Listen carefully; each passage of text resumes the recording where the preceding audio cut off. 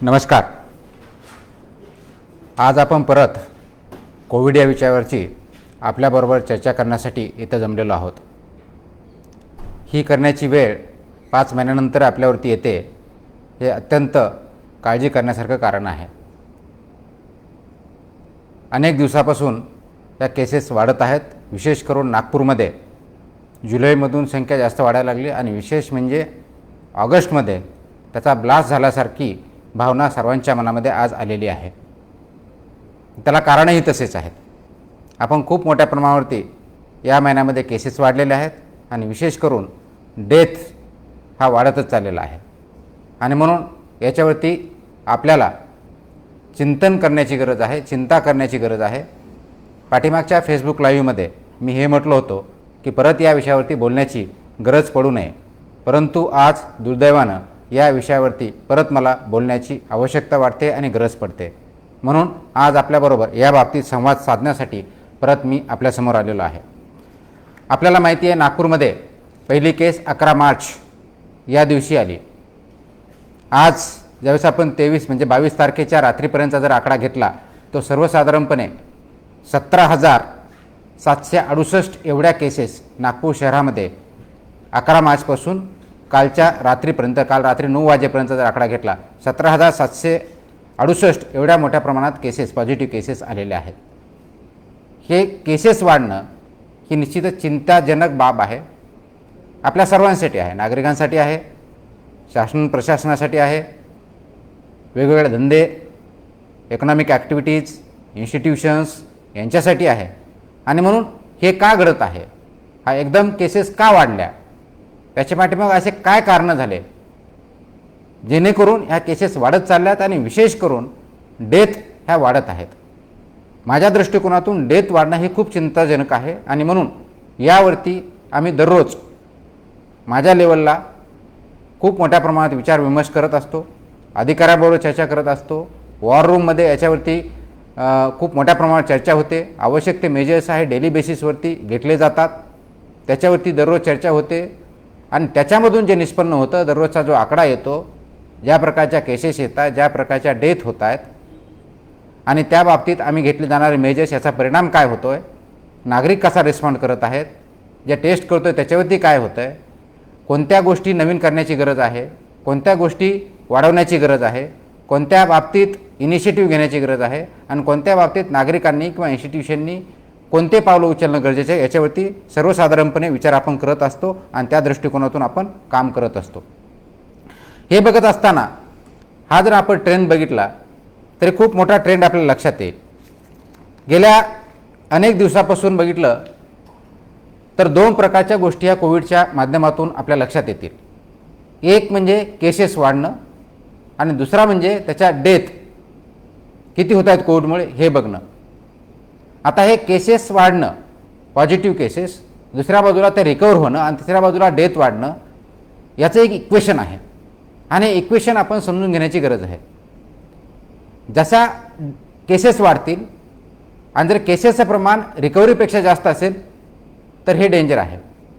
आणि हे सगळं होत असताना सर्वात महत्त्वाचं म्हणजे आपण डेथवरती लक्ष देतोय का, त्याचं डेथ ॲनालिसिस करत आहोत का, हे बघणं गरजेचं आहे. नागपूर शहरामध्ये पहिल्या 3-3.5 महिन्यामध्ये खूप चांगल्या प्रकारचा कंट्रोल होता आणि आता अचानक असं काय झालं की जुलै आणि विशेष करून ऑगस्टमध्ये ह्या केसेस एकदम वाढल्या, त्याचा डेथ रेट जास्त वाढला. याचं एक सायंटिफिक कारण आहे आणि हे सायंटिफिक कारणामध्ये सर्वात महत्त्वाचं म्हणजे हा जो कोविड व्हायरस आहे, याचं व्हायरसचं नेचर आपण बघणं गरजेचं आहे. आणि त्याचबरोबर त्याला आपण जो रिस्पॉन्स देतो, त्याच्यावरती आपण ज्या वेगवेगळे मेजर्स घेतो आणि त्या मेजर्समध्ये गव्हर्नमेंटच्या वतीनं घेतले जाणारे मेजर्स, त्याचबरोबर नागरिकांकडून घेतले जाणारे मेजर्स, त्याचबरोबर इथल्या ज्या इस्टॅब्लिशमेंट आहेत, शॉप्स आहेत, इतर ज्या गोष्टी आहेत, इन्स्टिट्यूशन्स आहेत, त्यांच्यामार्फत घेतले जाणारे मेजर्स काय आहेत, ह्या सगळ्या गोष्टी अकाउंट फॉर करतात. आणि त्याचा परिणाम म्हणून केसेस वाढणे किंवा न वाढणे, डेथ वाढणे किंवा न वाढणे, याचा प्रसार होणं किंवा न होणं, कोणत्या स्पीडने होणं, ह्या गोष्टी, सगळ्या गोष्टींचा परिणाम त्याच्यावरती होत असतो. आपल्याला आता माझ्यासमोर एक ग्राफ दिसत असेल. हा ग्राफ यासाठी दाखवतोय मी आपल्याला की याच्यामधली आपल्याला बघितलं असेल तर एक रेड लाईन दिसते तुमच्या, लाईट रेड लाईन. ती जी लाईट रेड लाईन आहे ती ॲक्टिव्ह केसेसची आहे. म्हणजे 11 मार्चपासून नागपूर शहरामध्ये ॲक्टिव्ह केसेस किती डेली बेसिस याचा ग्राफ आहे आणि दुसऱ्या बाजूला एक ब्ल्यू लाईन आहे. ही ब्ल्यू लाईन जी आहे ती रिकवर्ड केसेसची आहे, म्हणजे प्रत्येक दिवशी रिकवर होणाऱ्या केसेस आणि त्याचबरोबर ॲक्टिव्ह असणाऱ्या केसेस याचा ग्राफ जर बघितला तर पहिला क्रॉस ओव्हर ज्याला म्हणतो ते एकमेकाच्या खालचा वरही ग्राफ गेला आणि वरच्या खाली लाईन गेली. ही जी आहे ती 15 मेची आहे. त्यावेळेस अर्थ काय होता 15 मेला असा क्रॉस ओव्हर झाला की ज्यामध्ये की ॲक्टिव्ह केसेसची संख्या कमी व्हायला लागली आणि रिकवर्ड केसेसची संख्या जास्त व्हायला लागली. म्हणजे कंपॅरिझन जर केलं तर म्हणजे ज्या लाईव्ह केसेस आहे ॲक्टिव्ह आहेत ज्याच्यामध्ये पॉझिटिव्ह आहेत आणि त्याच्यावरती उपचार चालू आहे अशा केसेसची संख्या आज कम्पेअर टू ज्या रिकवर्ड केसेस आहेत त्याच्यापेक्षा कमी व्हायला लागले. हे चांगलं साईन असतं. म्हणून 15 मे पासून आपला एकदम चांगल्या स्थितीत आलो हा त्याचा अर्थ झाला. ती परिस्थिती कधीपर्यंत चालू होती? ती परिस्थिती जून एंडपर्यंत चालू होती. त्याचबरोबर आपल्याला दुसरा क्रॉसओव्हर इथे दिसेल, आता मी बोर्ड दाखवलेला आहे त्या ठिकाणी दिसत असेल. त्यावेळे आपल्याला जी रेड लाईन आहे परत वरती चाललेली दिसते आणि ब्ल्यू लाईन आहे ती खाली चाललेली दिसते. याचा अर्थ काय? त्यावेळेस ॲक्टिव्ह केसेस ह्या परत ज्या वाढल्या आणि ज्या रिकवर्ड केसेस त्याचं प्रमाण ॲक्टिव्ह केसेसच्या प्रमाणामध्ये कमी झालं. म्हणजे 50% पेक्षा जास्त केसेस ह्या ॲक्टिव्ह चालल्या आणि त्यापेक्षा कमी केसेस रिकवर व्हायला लागल्या. म्हणजेच केसेस वाढत गेल्या. केसेस वाढत गेल्यामुळं त्याचं प्रमाण आणि ही जी डेट आहे ती 5 ऑगस्टची आहे. आणि म्हणून ऑगस्टमध्ये आपल्याला जो ब्लास्ट झाल्यासारखा दिसतोय तेच ह्या ग्राफमधून इंडिकेशन होतंय. म्हणजेच नवीन केसेस खूप मोठ्या प्रमाणात वाढत आहेत.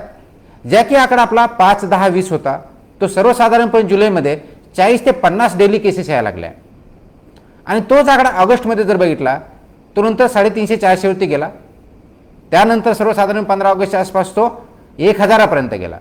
म्हणजे गेल्या 8-10 दिवसामध्ये डेली बेसिसवरती नागपूर शहरामध्ये 1000 पेक्षा डेली पॉझिटिव्ह केसेस येत आहेत आणि सर्वसाधारणपणे ह्या दिवसात दररोजचे डेथ जर बघितले ते 30 ते 40च्या दरम्यानचे आहे. हे अत्यंत भयंकर आहे. हे का होतंय याची कारणं अनेक आहेत. पहिला प्रश्न नागरिकांच्या मनात अनेकांच्या मनात असा आहे की प्रशासन सुस्त झालं आहे का?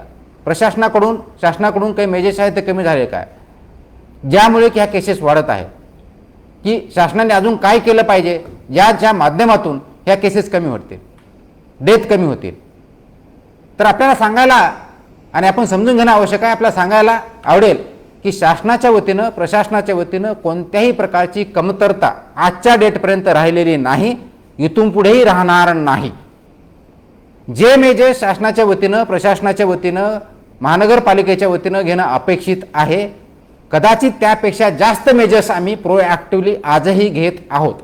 11 मार्चपासून घेतलेत, एप्रिल मेमध्ये घेतलेत, जूनमध्ये घेतलेत, जुलैमध्ये घेतलेत, ऑगस्टमध्ये घेतोय, आजही घेऊ आणि जोपर्यंत हा व्हायरस राहील तोपर्यंत हे नवनवीन मेजर्स वेगवेगळ्या स्तरावरती आवश्यक त्यावेळेस इफेक्टिव्हली आम्ही घेत आलेलो आहोत, घेत राहणार आहोत. त्याच्या मनात कोणतीही कुणाच्या बाबतीत शंका असण्याचं कारण नाही. इसका रीज़न ये है कि जब जैसी सिचुएशन होगी उस हिसाब से जो एडिक्वेट मेजर्स लेना जरूरी है वो हम ले रहे हैं, इनोवेटिव मेजर्स लेना जरूरी है वो हम ले रहे हैं. आप बोलोगे ऐसा कैसा हो सकता है कि आप बोल रहे हो कि मेजर्स तो हम ले रहे हैं फिर भी केसेस बढ़ रही है. केसेस क्यों बढ़ती है इसका रीजन हमने देखना बहुत जरूरी है. और केसेस क्यों बढ़ती है तो उसका सबसे पहला अहम इश्यू जो है वो है हमारा बिहेवियर. हम डेली बेसिस पे हम क्या करते हैं, कैसे बिहेव करते हैं, ये वायरस कैसा फैलता है, इन्फेक्शन कैसा बढ़ता है.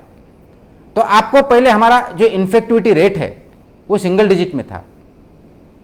अब इन्फेक्टिविटी रेट हमारा बहुत ज़्यादा है. मतलब आप अगर देखोगे कि 100 केसेस अगर हमने टेस्ट किए तो उसका इन्फेक्शन पॉजिटिव आने का जो परसेंटेज है आज लगभग 30 केसेस 100 में से पॉजिटिव आ रहे हैं, जो कि हमारे पहले 3-4% था. आज वो 30% से ज़्यादा है. अगर 11 मार्च से 22 अगस्त तक टोटल एवरेज देखें तो एवरेज अभी इन्फेक्टिविटी रेट लगभग 17% है. मतलब 100 पेशेंट हमने अगर टेस्ट किया तो उसमें से 17 लोगों को हमने पॉजिटिव उसका रिजल्ट आया, इन्फेक्शन हुआ ये पाया है. हमें क्या करना है, ये जो इन्फेक्टिविटी रेट है हमारा टारगेट है कि 5% से कम हो. मतलब अगर हम 100 पेशेंट आदमी चेक करते हैं तो उसमें से ज़्यादा 5 लोग पॉजिटिव निकले, ये उसका मतलब है. अब ये क्यों बढ़ रहा है, ये पहले कि 2% तक था, 3 तक था, 4 तक था, अभी वो 30% तक गया है। उसका मतलब इन्फेक्शन बहुत ज़्यादा फैला है। और इन्फेक्शन कैसे फैलता है, उसके ऊपर क्या उपाय है, मैंने बार बार बताया, लेकिन फिर से एक बार मैं बताना चाहूँगा कि ये जो वायरस है, ये वायरस एंट्री हमारे बॉडी में जो होती है वो 3 ही माध्यम से होती है। एक आपका मुंह, दूसरा नाक और तीसरे आंखें। ये वायरस है उसी ये ड्रॉपलेट्स के माध्यम से, या तो आपके माउथ से, या तो नोज से, या आईज से ये होता है। इसलिए फिर से एक बात दोहरा रहा हूं, ये इन्फेक्शन फैलने का एक रीजन ये है कि ये प्रोटोकॉल जो बोला गया है वो फॉलो नहीं हो रहा है। बीच में हमने जब बोला था कि आप मास्क पहनिए, मास्क पहनने का परसेंटेज काफी बड़ा था, आज वो बहुत कम हो गया है। आपको फिर से बता दूं, मास्क आपको दिखाने के लिए नहीं पहनना है, उसका आपका वायरस इन्फेक्ट न हो, आपके बॉडी में न जाए, इसलिए यूज करना है। मैंने एक बार बताया था प्रैक्टिकल करके कि मेरी पहली प्रेस कॉन्फ्रेंस थी मार्च के पहले या दूसरे वीक में, जब मैंने बताया था कि ये कोरोना वायरस को टैकल कैसा करना चाहिए, और उस टाइम मैंने प्रैक्टिकली ये बताया कि हाथ कैसे धोना चाहिए। ये जो हाथ है 5 साइड से धोना चाहिए, एक पहला ऐसा, दूसरा ऐसा, तीसरा ये आपके ये पीछे वाला, और फाइनली आपका अंदर वाला जो आपके फिंगर्स है उसके बीच में वाला। ये 5 तरीके से उसको पूरी तरह से धोना है, यहां से लेकर सोप के साथ कम से कम 20 सेकंड के लिए। और उस टाइम किसी ने मुझे सवाल पूछा था, वो प्रेस कॉन्फ्रेंस थी, इसमें बोला था कि मास्क पहनने की जरूरत है क्या। उस टाइम गाइडलाइन ये थी कि हर एक को मास्क पहनने की जरूरत नहीं है, सिर्फ पेशेंट हो, जो हॉस्पिटल है, डॉक्टर और पैरामेडिकल स्टाफ जिनको ट्रीटमेंट करना है उसी को चाहिए। उसके बाद अप्रैल में गाइडलाइन जब चेंज हुई, तो चेंज होते ही मैंने सबको बताया कि आप मास्क पहनना चालू करो, और मैं भी खुद मास्क पहनना चालू कर दिया। लेकिन बहुत से लोगों ने वो टाइम का मार्च का वीडियो, जिसमें एक क्वेश्चन का सवाल मैंने दिया था कि उस टाइम मार्च में हर एक को मास्क पहनने की जरूरत नहीं थी, तो अभी फैला रहे हैं। हे डेलिबरेट अटेम्प्ट आहे, हा जो खोडसाळपणा आहे हे बंद करा। हे जीवावर, लोकांच्या जीवावर बेतू शकतं। हे चुकीच्या पद्धतीने जे चाललंय मिस इन्फॉर्मेशन कैंपेन, वो पहले बंद करना चाहिए। तो मैं फिर से बताता हूं, हाथ मैंने पहले जो बताया था उस हिसाब से हाथ धोइए, मास्क कंपलसरी पहनिए। अब क्या हो रहा है कि मास्क तो कुछ लोग पहन रहे हैं, लेकिन मास्क ऐसा नहीं पहनते, जो कि मास्क पहनने का एक तरीका है, ये है आपका पूरा नाक और माउथ ये ढका होना चाहिए, जिसकी वजह से अगर किसी के ड्रॉपलेट्स आपके ऊपर आए तो ये मास्क पे गिरे, आपके अंदर बॉडी में नहीं जाए, इसके लिए वो जरूरी है। आप क्या कर रहे हो, ये मास्क ऐसा नहीं पहन रहे, बहुत से लोग हैं ऐसा पहन रहे, नाक उससे खुला रखते। अगर आप नाक खुला रखते हो तो ये मास्क का कुछ मतलब नहीं होता है, कुछ भी मतलब नहीं होता है। मास्क पहनना है तो पूरे इस तरह से करना। दूसरे मैंने पाया गया कि ऐसा भी पहन रहे, मुंह भी खोल रहे, नाक भी खुला है, तो ये मास्क किस लिए है? गले के लिए मास्क नहीं है, गले के लिए मास्क नहीं। ऑलरेडी गला आपका ऑलरेडी एक्सपोज है, और उस पर आप रखोगे गले में, वहां जो अगर वो ड्रॉपलेट आया तो वो टच करेगा, और फिर बाद में आप अगर मुंह पे लगाओगे तो इन्फेक्शन आपको हो जाएगा। तो मास्क पूरी तरह से इस तरह से पहनना है, अंदर से उसको हाथ से टच नहीं करना है, बाहर से ही करना है। और निकालना है तो ऐसे निकाल के आपके पॉकेट में जहां सेफ जगह है वहीं पे रखना है, बाहर नहीं रखना है। मैंने अभी इसलिए निकाला है कि मेरे पास आज कोई नहीं है, मैं आपसे बात कर रहा हूं, और मेरा जो डिस्टेंस है 6 फीट से ज्यादा है। ये सबसे पहली बात यह है कि हर एक ने मास्क पहनना चाहिए, कंप्लीटली आपका नाक और मुंह ढका हुआ हो, इस तरह से यूज करना है, जिसकी वजह से ड्रॉपलेट्स आपके अंदर न जाए। ये पहली चीज आपको करना है। मैं नागपुर में देख रहा हूं 90% लोग आज मास्क नहीं पहन रहे हैं। सामने पुलिस दिखता है या एनएमसी के अधिकारी कर्मचारी दिखते, उस टाइम वहां दिखाते हैं, वो निकल जाते ही निकलते, क्योंकि हमने पेनल्टी लगाना चालू कर दिया है।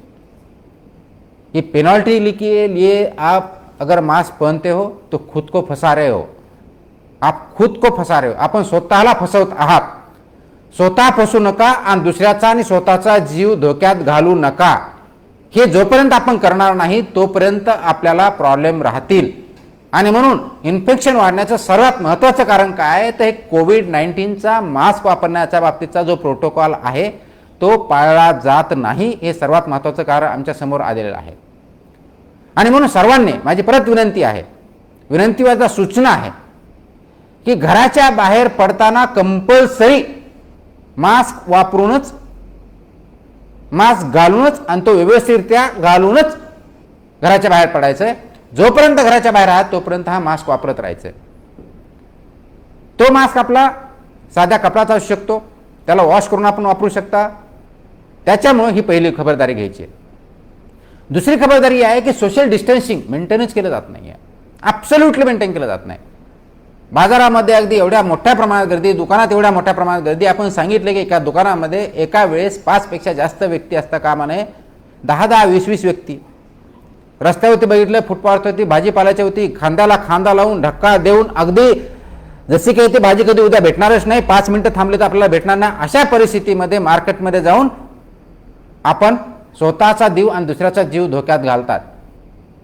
पर्यायानं इन्फेक्शनचं प्रमाण वाढलेलं आहे.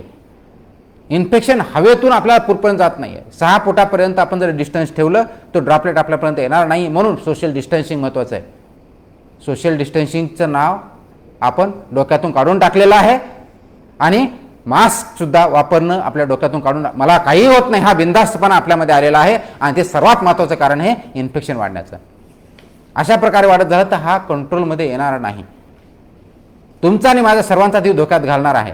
आणि म्हणून हे जे प्रमाण वाढलं त्या प्रमाणामध्ये आपण इन्फेक्शन वाढत गेलं, त्याच प्रमाणामध्ये डेथ वाढले आणि म्हणून हा डेथ रेट वाढला आहे.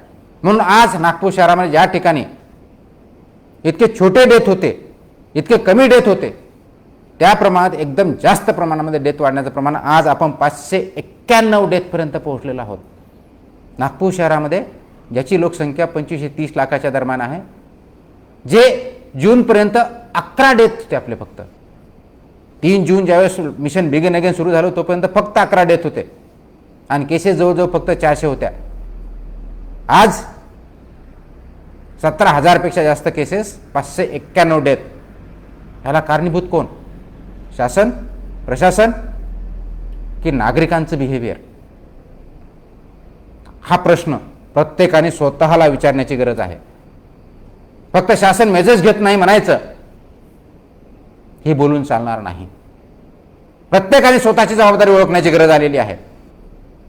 परंतु वारंवार सांगूनही माननीय पंतप्रधान महोदयापासून माननीय मुख्यमंत्री महोदयापर्यंत ते अगदी पालकमंत्र्यापासून ते माझ्यापर्यंत, माझ्या असिस्टंट कमिशनरपासून ते सर्व कर्मचाऱ्यांपर्यंत, माझ्या स्वच्छता कर्मचाऱ्यापासून ते ANM पासून डॉक्टर सर्वांनी आपल्याला वारंवार सांगितलेलं आहे. परंतु आपण मात्र बिनधास्तपणे वापरायचं, मास्क वापरायचा नाही, कोणत्याही प्रकारचा विचार करायचा नाही, कोविडचे नॉर्म फॉलो करायचे नाही. आणि नागपूरच्या केसेस वाढत आहेत, प्रशासन काय करतंय, प्रशासन झोपलंय का, शासन झोपलंय का, असे उलटे प्रश्न विचारायचे. प्रशासनाच्या वतीने कमी पडलेले असतील तर डेफिनेटली पॉईंट आउट करा. परंतु त्याचबरोबर स्वतःची जबाबदारी आहे ती स्वतःपुरती पाळा, दुसऱ्यापुरती पाळायचं आम्ही सांगत नाही. प्रत्येकानं स्वतःपुरचं पाळायचं. मी अनेक वेळेस बोललेलो आहे, पाठीमागच्या वेळेस बोललो आहे की प्रत्येक समोरचा व्यक्ती हा कोविड पॉझिटिव्ह आहे हे गृहीत धरूनच वागलं तर आणि तरच आपण प्रोटेक्ट राहू शकतो, अन्यथा प्रोटेक्ट राहू शकत नाही. त्या दृष्टिकोनातून आपलं पहिली महत्त्वाची गोष्ट आहे मास्क वापरणं चालू करा. दुसरी महत्त्वाची सोशल डिस्टन्सिंग पाळा. आणि तिसरं सर्वात महत्त्वाची जी गोष्ट आहे आपल्या नागपूरमध्ये इन जनरलच की एक मी सांगितलं होतं की हा ड्रॉपलेट्सच्या माध्यमातून प्रसार होतोय. हा ड्रॉपलेट्स कुठून येऊ शकतो? आपण बोलताना थुंकी जाऊ शकते, शिंकताना थुंकू शकतो. म्हणून आपले रेस्पिरेटरी नॉर्म्स आहेत. शिंकताना किंवा खोकलताना आपण आपल्या कोपरामध्ये हातामध्ये घ्यायचं, आपला हातरुमाल वापरायचा किंवा टिश्यू पेपर वापरायचा आणि तो पर्टिक्युलरली ज्या बिनमध्ये टाकायच्या त्या क्लोज याच्यामध्ये टाकायचं हे सांगितलं होतं. आज आपण काय बघतोय? तंबाखू खाण्याचं जे प्रमाण मध्ये 3-4 महिने बंदीच्या काळात लॉकडाऊन होतं त्यावेळेस एकदम कमी झालं होतं, रस्त्यावरती थुंकणं कमी झालं होतं. आज परत ओरिजिनल जी तंबाखू खाणं, खर्रा खाणं आणि थुंकण्याची प्रवृत्ती ही परत 70 ते 80% येऊन पोहोचलेली आहे. आय रिपीट, 70 ते 80% लोक परत त्या गोष्टी खाऊन थुंकतात आणि त्यामुळं याचा प्रसार वाढण्याचं कारण खूप मोठं वाढलेलं आहे. कालच्या 1-2 दिवसामध्ये मी एका मार्केटमध्ये न सांगता गेलो होतो. तिथं बघितलं, ज्याला बुधवार बाजार आमच्या इथं म्हणतात, तिथं बघितलं जे भाजी विक्रेते आहेत त्याच्या पाठीमागं तंबाखू खाऊन किंवा खर्रा खाऊन तुकलेल्या स्पष्ट मला खुणा दिसत होत्या. याचा अर्थ काय? याचा अर्थ हाच आहे की मला काही होत नाही, जे काय व्हायचं ते दुसऱ्याला होईल, मी बिनधास्त आहे, हा व्हायरस माझ्यापासून भिवून पळतोय, अशा कुणाचा गैरसमज झाला की काय अशी बोलण्याची स्थिती आपल्यावरती आलेली आहे. आणि म्हणून जे प्रमाण आहे तंबाखू खाणं, खर्रा खाणं, जे कोणत्या प्रकारे सेंटेड सुपारी खाणं हे जे म्हणतात त्याच्यावरती शासनाने बंदी घातलेली आहे, विकण्यासाठी बंदी घातलेली आहे. मी माझ्या लेवलला कॉर्पोरेशन पुरतं खाणाऱ्यावरती 1,000 रुपयाचा दंड लागू केलेला आहे, विकणाऱ्यावरती किंवा ट्रान्सपोर्ट करण्यावरती 3,000 ते 5,000 आम्ही दंड लावायला लागलेलो आहोत. परंतु ही प्रत्येक गोष्ट शासन, मग तुम्ही म्हणाल की लावलं तर का खातात? आता जर एवढं जर बघायचं 30 लाख लोकसंख्येच्या पाठीमागं प्रत्येकजण तंबाखू खाणार आहे का, त्याच्या पाठीमागं फक्त दंडासाठी लोक लावणं एवढंच अभिप्रेत राहिले का?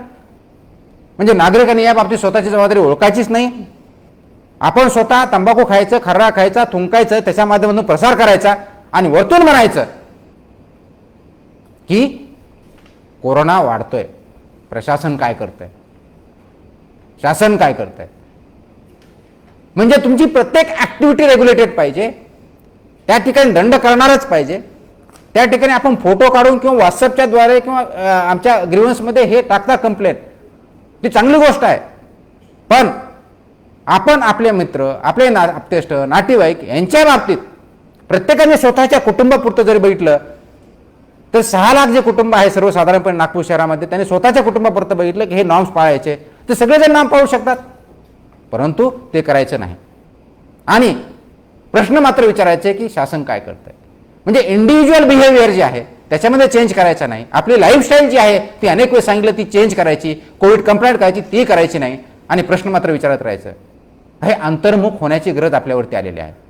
हमने खुद को ये पूछना है कि सही में क्या, सही में हम कोविड-19 नॉर्म्स जो प्रोटोकॉल दिया गया है बिहेवियर में, हम वो फॉलो कर रहे हैं क्या, हम मास्क यूज कर रहे हैं क्या, हम सोशल डिस्टेंसिंग मेंटेन कर रहे हैं क्या, हम थूक रहे हैं क्या, हम कफ करते समय या स्नीजिंग करते समय हम वो सही प्रोटोकॉल यूज कर रहे हैं क्या, या सिर्फ हमें लॉकडाउन नहीं चाहिए, हमें शॉप खोलने दो, शॉप खोलने से शॉप में क्या होता है, सब एक्टिविटी चल रही है, फिर हम क्यों लगा रहे, इवन ऑड क्यों लगाया है. इवन ऑड लगाने के बावजूद भी मार्केट में इतनी गर्दी है, सोशल डिस्टेंसिंग नहीं मेंटेन हो पा रहा है, उसके लिए आप बोल रहे हो कि मुझे पूरा खुला दो, मार्केट में कुछ रेस्ट्रिक्शन मत डालो, तो ये कोरोना कैसे कंट्रोल होगा. आपकी एक्टिविटी चलनी चाहिए, इसलिए आपको ये जो रिलैक्सेशन दिया है कि उस रेगुलेटेड फॉर्म में करो. ना आपके यहाँ थर्मोगन है, ना आप टेम्परेचर काउंट कर रहे हो, ना ही वहां मास्क आप कर रहे हो, जो आ रहा है उसको करने दे रहे हो. अगर आपके दुकान में मास्क के बिना कोई आ रहा है उसको बंदी करो तो ऑटोमेटिकली कम हो जाएगा. लेकिन हम नहीं करेंगे, क्योंकि मुझे 10, 50, 100, 200 जो मेरा बेचने वाला आइटम है उसका मुझे लॉस होगा. मैंने इसमें बोला कि जो शॉपकीपर्स है खुद वो टेस्ट करवा ले. उसकी चर्चा आपके एसोसिएशन के साथ हुई थी. उन्होंने बोला था 7 अगस्त तक करेंगे, उसके बाद बोले 15-18 अगस्त तक करेंगे, और उसके बाद बोला हम नहीं करेंगे. ये हमारी जवाबदेही नहीं है, उसमें फ्री में हम क्यों नहीं करें. और 21 अगस्त को जो सर्क्युलर महाराष्ट्र गवर्नमेंट ने निकाला है उसका हवाला देते व्यापाऱ्यांना शासनाच्या निर्देशामुळे रिलीफ भेटला, संकट टळलं. कोणतं संकट टळलं? शासन निर्देशामध्ये असं काय सांगितलेलं आहे की जे मी फॉलो करत नव्हतो? शासन निर्देशात हे म्हटलेलं आहे की आपण जे शॉपकीपर्स आहे जर ते सिम्पटमॅटिक नसतील तर आपण ज्या शासनामार्फत टेस्ट करतो त्याच्यामध्ये टेस्ट करण्याची आवश्यकता नाही आहे. आपल्याकडे जे असिम्पटमॅटिक पॉझिटिव्ह आहे त्याच्यातले 85 ते 90% असिम्पटमॅटिक आहेत. याचा अर्थ असिम्पटमॅटिक लोकांनी विशेष करून शॉपकीपर्स आहेत हे केलं पाहिजे, ते प्रायव्हेट लॅबमध्ये केलं पाहिजे, जेणेकरून स्वतः इन्फेक्ट असाल तर बाकीच्या लोकांना तुमच्यामध्ये इन्फेक्शन होणार नाही, स्वतःचं कुटुंब वाटेल. मला असे अनेक नागपूरमधल्या केस उदाहरण म्हणून सांगतो. इतवारी मधली जी केस आहे, दुकानदार स्वतःच्या घरात 2 पॉझिटिव्ह फर्स्ट फ्लोअरवर राहतो, दोघं घरी पॉझिटिव्ह पेशंट आहेत, खाली दुकान चालू ठेवलंय. मग अशा दुकानदारावरती मी काय करायचं? गुन्हे दाखल करायचे, जेलमध्ये पाठवायचं. पण आपण स्वतः टेस्ट करणार नाही. मला दुसऱ्या एकाचा प्रश्न आला, साहब मेरे तरफ 10 मेरे असिस्टेंट है मेरे स्टाफ में, कम 10 का मतलब 1900 इंटू 10 कितना हो गया, इतना पैसा मैं खर्च करूं, हम क्या वो टेस्ट करने के लिए हमारे पैसे बर्बाद करेंगे? अगर आपके शॉप में 10 असिस्टेंट है, उनका पेमेंट करने के लिए आपके पास पैसा है, लेकिन टेस्ट करने के लिए नहीं है, ये कौन सा एटीट्यूड है? ये खुद को प्रोटेक्ट करना और शहर को प्रोटेक्ट करने के लिए जरूरी है। शहर रहेगा तो आप रहोगे, आपके वजह से शहर नहीं चल रहा है, सिर्फ 30 लाख लोग हैं, इसकी वजह से शहर चल रहा है। आप ये समझ लीजिए और आप खुद स्प्रेडर या सुपर स्प्रेडर मत बनिए, दूसरे के मौत का कारण मत बनिए। इसलिए आपको टेस्ट करवा के लेना पड़ेगा, जिसकी वजह से बहुत लोगों की जान बच सकती है, इन्फेक्शन कम हो सकता है। अब ये करते समय ये हमने ये भी पाया कि डेथ क्यों हो रही है, इन्फेक्शन तो बढ़ रहा है। उससे ज्यादा चिंता मुझे वो केसेस बढ़ने की नहीं है, वो अगर आप पॉजिटिव आए तो भी कोई प्रॉब्लम नहीं है, अगर आप पॉजिटिव आते हो तो तुरंत आपको टेस्ट करवा, अब अगर कोई सस्पेक्ट केस में पॉजिटिव आते हो, उसके साथ आते हो, हाई रिस्क हो, तो टेस्ट करवाना चाहिए और जल्दी से जल्दी ट्रीटमेंट करना चाहिए। आप बोलोगे ये बढ़ रहा है, ये ठीक है, उसको तो आपका कंट्रोल नहीं है, लेकिन जो पॉजिटिव आता है उसके डेथ क्यों बढ़ रहे हैं? यहां हमारी ट्रीटमेंट कुछ गलत हो रही है क्या? इसमें कुछ खामियां है क्या? अगर ये नंबर बढ़ेगा, अभी 17,000 है, वो 50,000 हो गया तो हमारे बेड मिलेंगे क्या? यहां गवर्नमेंट का रोल है, और ये गवर्नमेंट के रोल में हम कहीं भी कम नहीं है। जितने बेड चाहिए वो जितने बेड अवेलेबल है, जितनी संख्या में चाहिए वो प्राप्त मात्रा में अवेलेबल है। वो सीसीसी के लिए भी है, डीसीएच के लिए है, डीसीएचसी के लिए है। पहली चीज जो है कि फर्स्ट जैसे ही आप पॉजिटिव आते हो, सिम्टोमेटिक हो, तो पहली टेस्ट करवा लीजिए। इसलिए अगर आपने देखा होगा तो नागपुर में टेस्टिंग की संख्या और टेस्टिंग सेंटर हमने काफी बढ़ा दिए हैं। जो टेस्ट हमारे मार्च महीने में थे वो बहुत कम थे, अप्रैल में वो कम थे, उसका जो नंबर्स है हम आपको बता देते हैं। मार्च महिन्यामध्ये आपण टोटल 860 केसेस टेस्ट केल्या, एप्रिलमध्ये 2033 केल्या, मे मध्ये 3168 केल्या, जूनमध्ये 3240 केल्या, म्हणजे दर महिन्याला आपण वाढवतोय। याचाच अर्थ आमचे जे मेजर्स आहेत ते ज्या प्रकारची स्थिती अनुषंगिक योग्य प्रकारे योग्य वेळेस करतोय। जुलैमध्ये आम्ही 26,000 टेस्ट केल्या, 26,514, आणि ऑगस्टमध्ये 22 ऑगस्ट पर्यंत 63,497, म्हणजे जवळजवळ 65,000 टेस्ट आम्ही या 22 दिवसामध्ये केलेल्या आहेत। म्हणजे लक्षात घ्या 860 पासून ते 65,000 पर्यंत 22 दिवसात, म्हणजे तोच आकडा आम्ही जवळजवळ 90,000च्या आसपास फक्त ऑगस्टमध्ये करतो। एकंदर टेस्ट आतापर्यंत आम्ही ज्या केलेल्या आहेत 99,000 प्लस, म्हणजे आजचा जर आकडा पकडला तर 1 लाख टेस्ट ऑलरेडी नागपूर शहरामध्ये, आय रिपीट, नागपूर शहरामध्ये 11 मार्च पासून आजपर्यंत जर आकडा गेला तर 1 लाख पेक्षा जास्त टेस्ट आज फक्त नागपूर शहरामध्ये केलेल्या आहेत। कॉन्टॅक्ट ट्रेसिंग आम्ही करतो, कॉन्टॅक्ट ट्रेसिंग आम्ही आतापर्यंत 1,17,000 केसेस केलं, म्हणजे 17,000 केसेस पॉझिटिव्ह आल्या, त्याच्या अगेन्स्ट 1,17,879 लोकांना कॉन्टॅक्ट ट्रेसिंग केलेलं आहे। याचाच आज आमची कॉन्टॅक्ट ट्रेसिंग चांगली चालू आहे, याचाच आज आमचे टेस्टिंग सेंटर्स आम्ही वाढवलेले आहेत।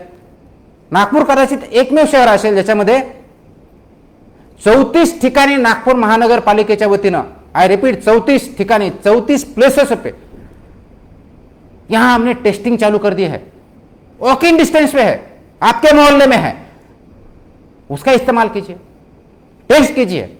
आप सिम्टोमेटिक हो, आप हाई रिस्क कांटेक्ट में आए हो, जो पॉजिटिव पर्सन है उसके कांटेक्ट में आए हो, आप कोमॉर्बिड हो या 60 ईयर्स के अबव हो, ऐसे कोई भी व्यक्ति हो तो वहां जाके टेस्ट करवा सकता है। आपको कफ है, आपको टेम्परेचर है, आपको ब्रेथलेसनेस है, आपको खांसी है, ऐसा कोई भी लक्षण दिखे तो तुरंत हमारे टेस्ट सेंटर में आए, वो सेंटर में आने के बाद टेस्ट करें, हमारे जो डॉक्टर उसका सलाह देंगे, उसका सलाह दे और उसके बाद आगे वाली कार्रवाई करें। सबसे इंपॉर्टेंट जो इश्यू है कि अर्ली डायग्नोसिस, अर्ली टेस्टिंग होना चाहिए। ये कब होगा? जब आप हमें बताओगे, जब आप हमारे टेस्ट सेंटर पे आओगे, टेस्ट करोगे, या आपको कोई दिक्कत हो, हमारा एनएमसी का जो कंट्रोल रूम है उस वहां पे फोन करोगे, उसको बताओगे, तब ये पॉसिबल है। इसलिए सबसे अहम बात यह है कि आप ये जो सिम्टम्स है, ये जो कोरोना है, इसको छिपाइए मत, इसको बताइए। ये बताने के बाद ही आपको टेस्ट करवा पाएंगे, आपको ट्रीट करवा पाएंगे। और डेथ का रीजन ये भी सबसे ज्यादा है, क्योंकि आप लेट आते हो। हमने ये 591 जेवढे डेथ झाले त्याच्यापैकी 495 डेथचे डिटेल डेथ अनालिसिस आम्ही केलेलं आहे आणि बाकीचं आमचं करणं चालूच आहे, डेली बेसिसवरती चालू असतं।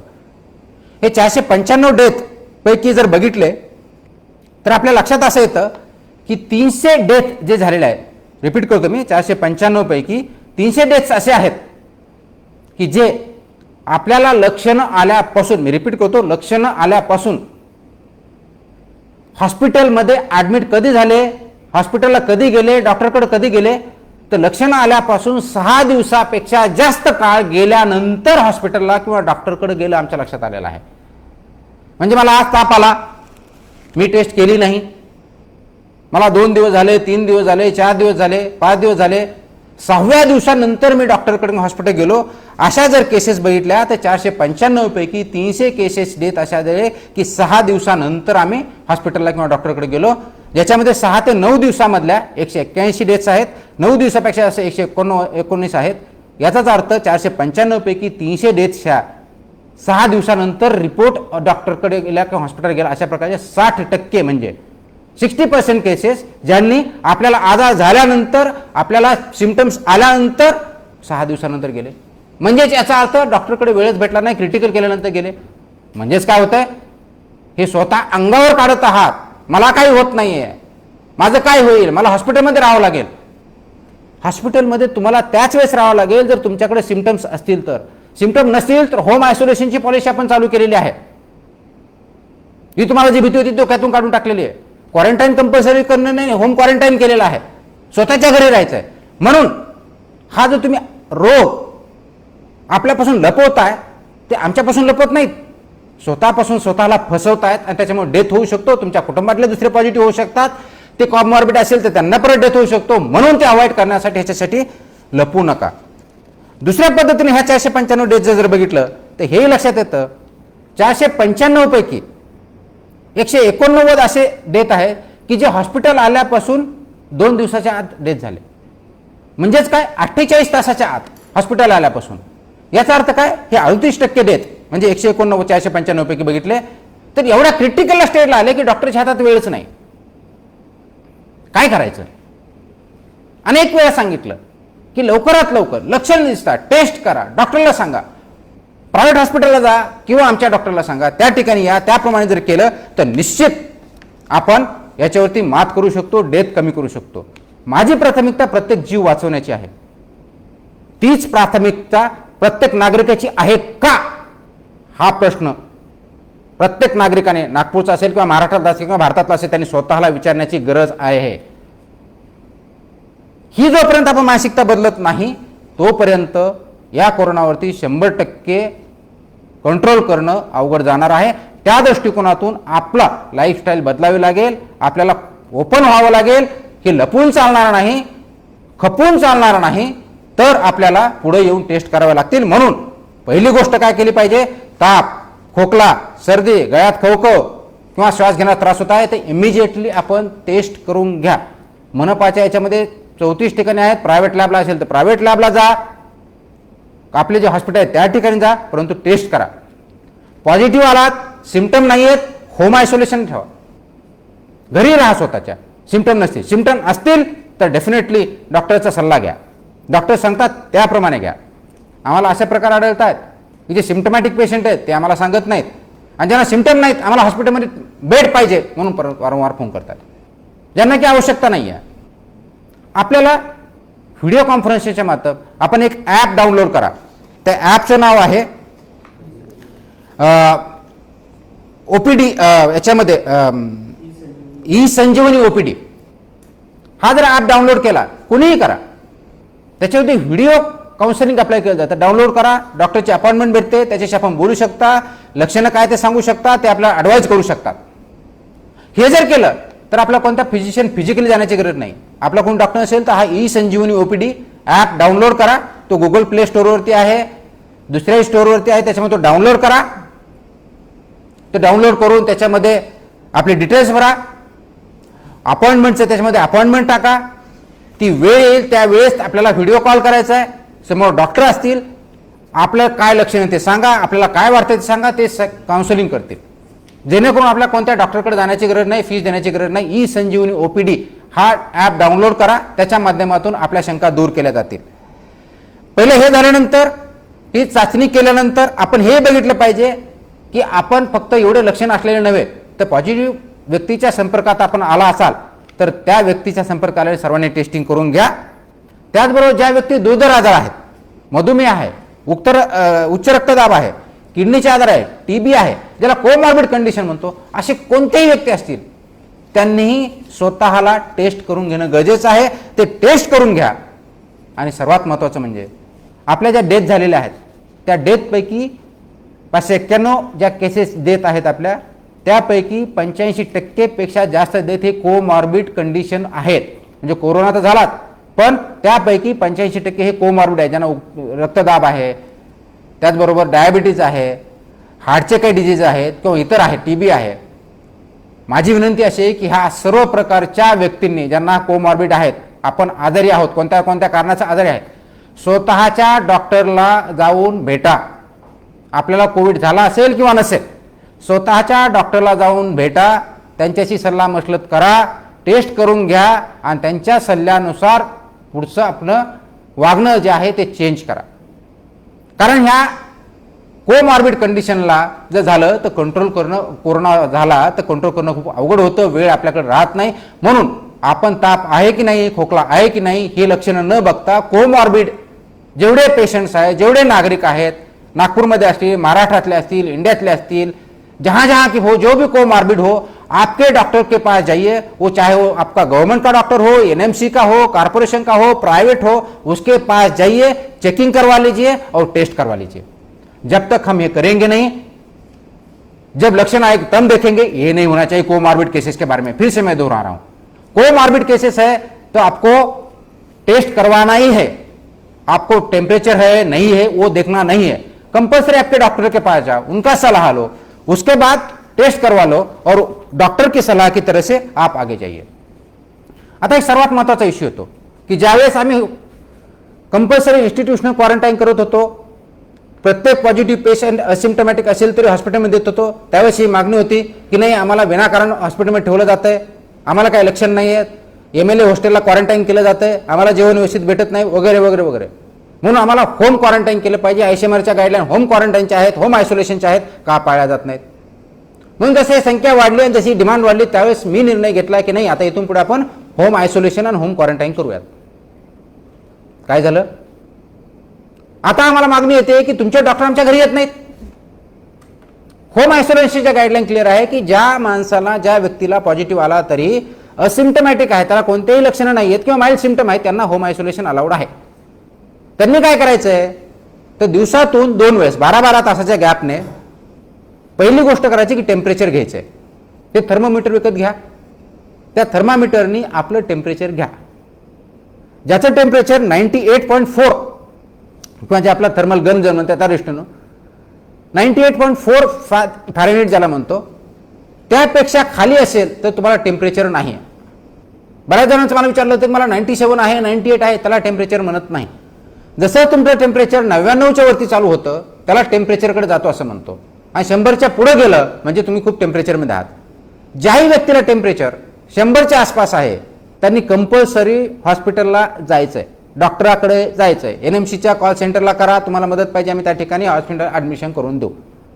हे कंपल्सरी होम आयसोलेशन जे पॉझिटिव्ह आहेत पण होम आयसोलेशन आहेत त्यांनी हे पाळायचं आहे की आपल्याला टेम्परेचर 99च्या वरती जसं जातं तसं डॉक्टरच्या संपर्कात राहणे ही तुमची स्वतःची जबाबदारी. दिवसातून 2 वेळेस 12-12 तास गॅपने. आणि दुसरं काय करायचं, SpO2 म्हणजे ऑक्सिजनची लेवल, आपली रेस्पिरेशन लेवल ती चेक करायची आहे. आपण काय करतोय, एक तर ती SpO2 सुद्धा घेण्यासाठी डॉक्टर येणं अपेक्षित करता, विच इज रॉंग, पॉसिबल नाही आहे. आता माझ्याकडे 8,900 जे ॲक्टिव्ह केसेस आहेत त्याच्यातले जवळजवळ 90% केसेस हे माझ्या होम आयसोलेशन आहे. म्हणजे दररोज प्रत्येक पेशंट जो आहे जवळजवळ 8,000पेक्षा जास्त, त्याच्या घरी माझ्या डॉक्टर जाणं शक्य आहे का? इम्पॉसिबल. ते करता येणं शक्य नाही, गाईडलाईनमध्ये अपेक्षित नाही आहे. होम आयसोलेशनची काळजी स्वतः घ्यायची आहे आणि 2 प्रकारचीच घ्यायची आहे. एक आहे टेम्परेचर घेणं आणि दुसरं आपलं रेस्पिरेशन लेवल मोजणं.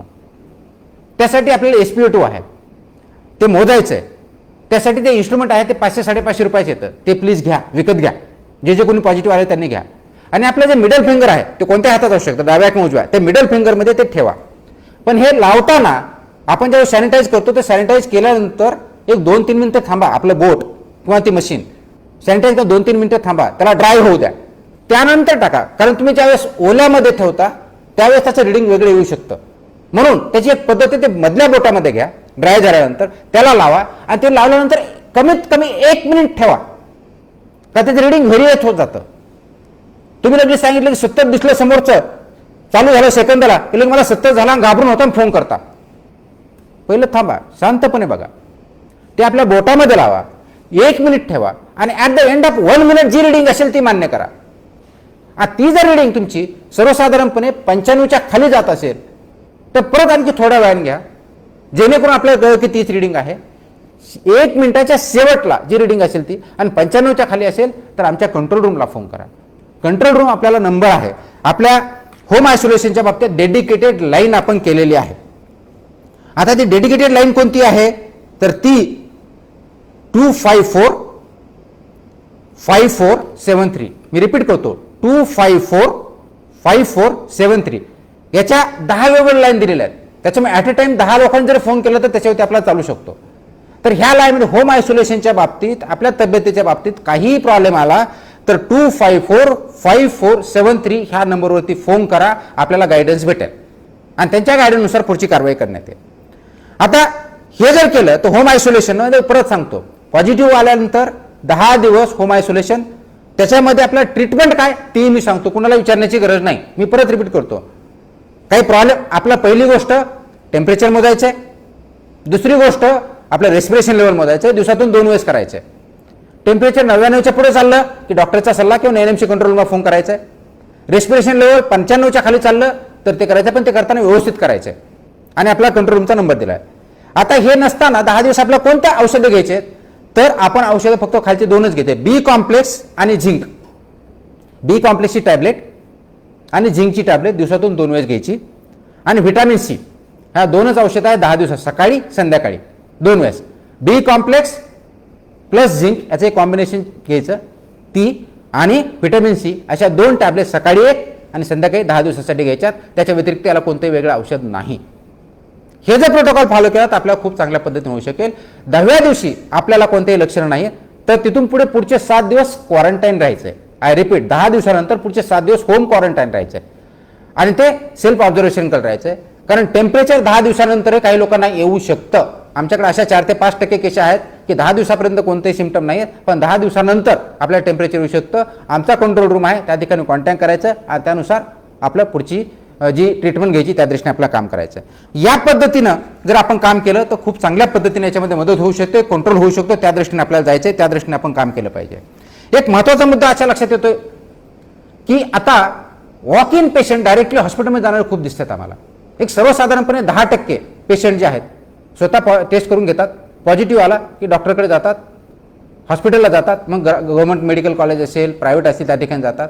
त्या ठिकाणी गेल्यानंतर त्यांना चेकिंग केलं जातं, स्क्रीनिंग केलं जातं आणि सिम्पटम नसल्यामुळे त्यांना ॲडवाईस केलं जातं की तुम्ही घरी जा, होम आयसोलेशन राहा. माझी विनंती अशी आहे की आपण टेस्ट केल्यानंतर पॉझिटिव्ह आल्यानंतर प्रथमतः कोणत्याही हॉस्पिटलला जाण्याची गरज नाही. जर तुमच्याला सिम्पटम नसतील, सिम्पटम असेल तर इमिजिएटली जा.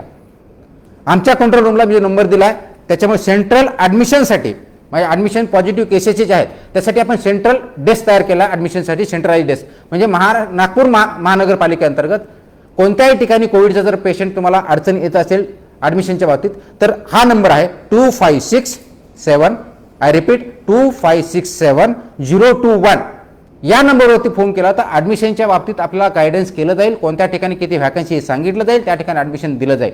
म्हणून ॲडमिशनच्या बाबतीत जर कुणाला काही संभ्रम असेल, किसके पास अगर एडमिशन के बारे में कोई प्रॉब्लम है तो NMC का कंट्रोल नंबर, उसके लिए डेडिकेटेड एक लाइन तैयार की है, उसका नंबर है 2567-021.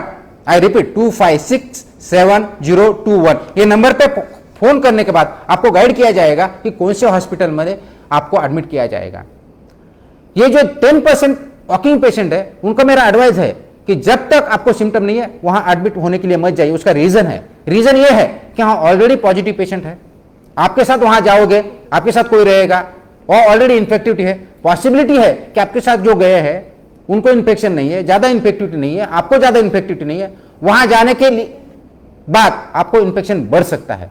तो अगर आपको सिम्टम नहीं है तो हमारे कंट्रोल रूम में फोन कीजिए, आपको गाइडेंस किया जाएगा और मैंने जो बोला उस हिसाब के अगर हम होम आइसोलेशन 10 दिन के लिए रहे तो उसमें कोई प्रॉब्लम नहीं आएगा, तो उस हिसाब से हम जाएंगे। अगर ये करते हैं तो वॉक इन पेशेंट हॉस्पिटल जाना अवॉइड कीजिए, उसके साथ हम आपको गाइडेंस करेंगे, उसके गाइडलाइंस फॉलो कीजिए। अब जब होम आइसोलेशन रहते हो वहां आपको मास्क यूज करना है, आपके फैमिली के दूसरे मेंबर के कांटेक्ट में नहीं रहना है, अलग रूम में रहना है।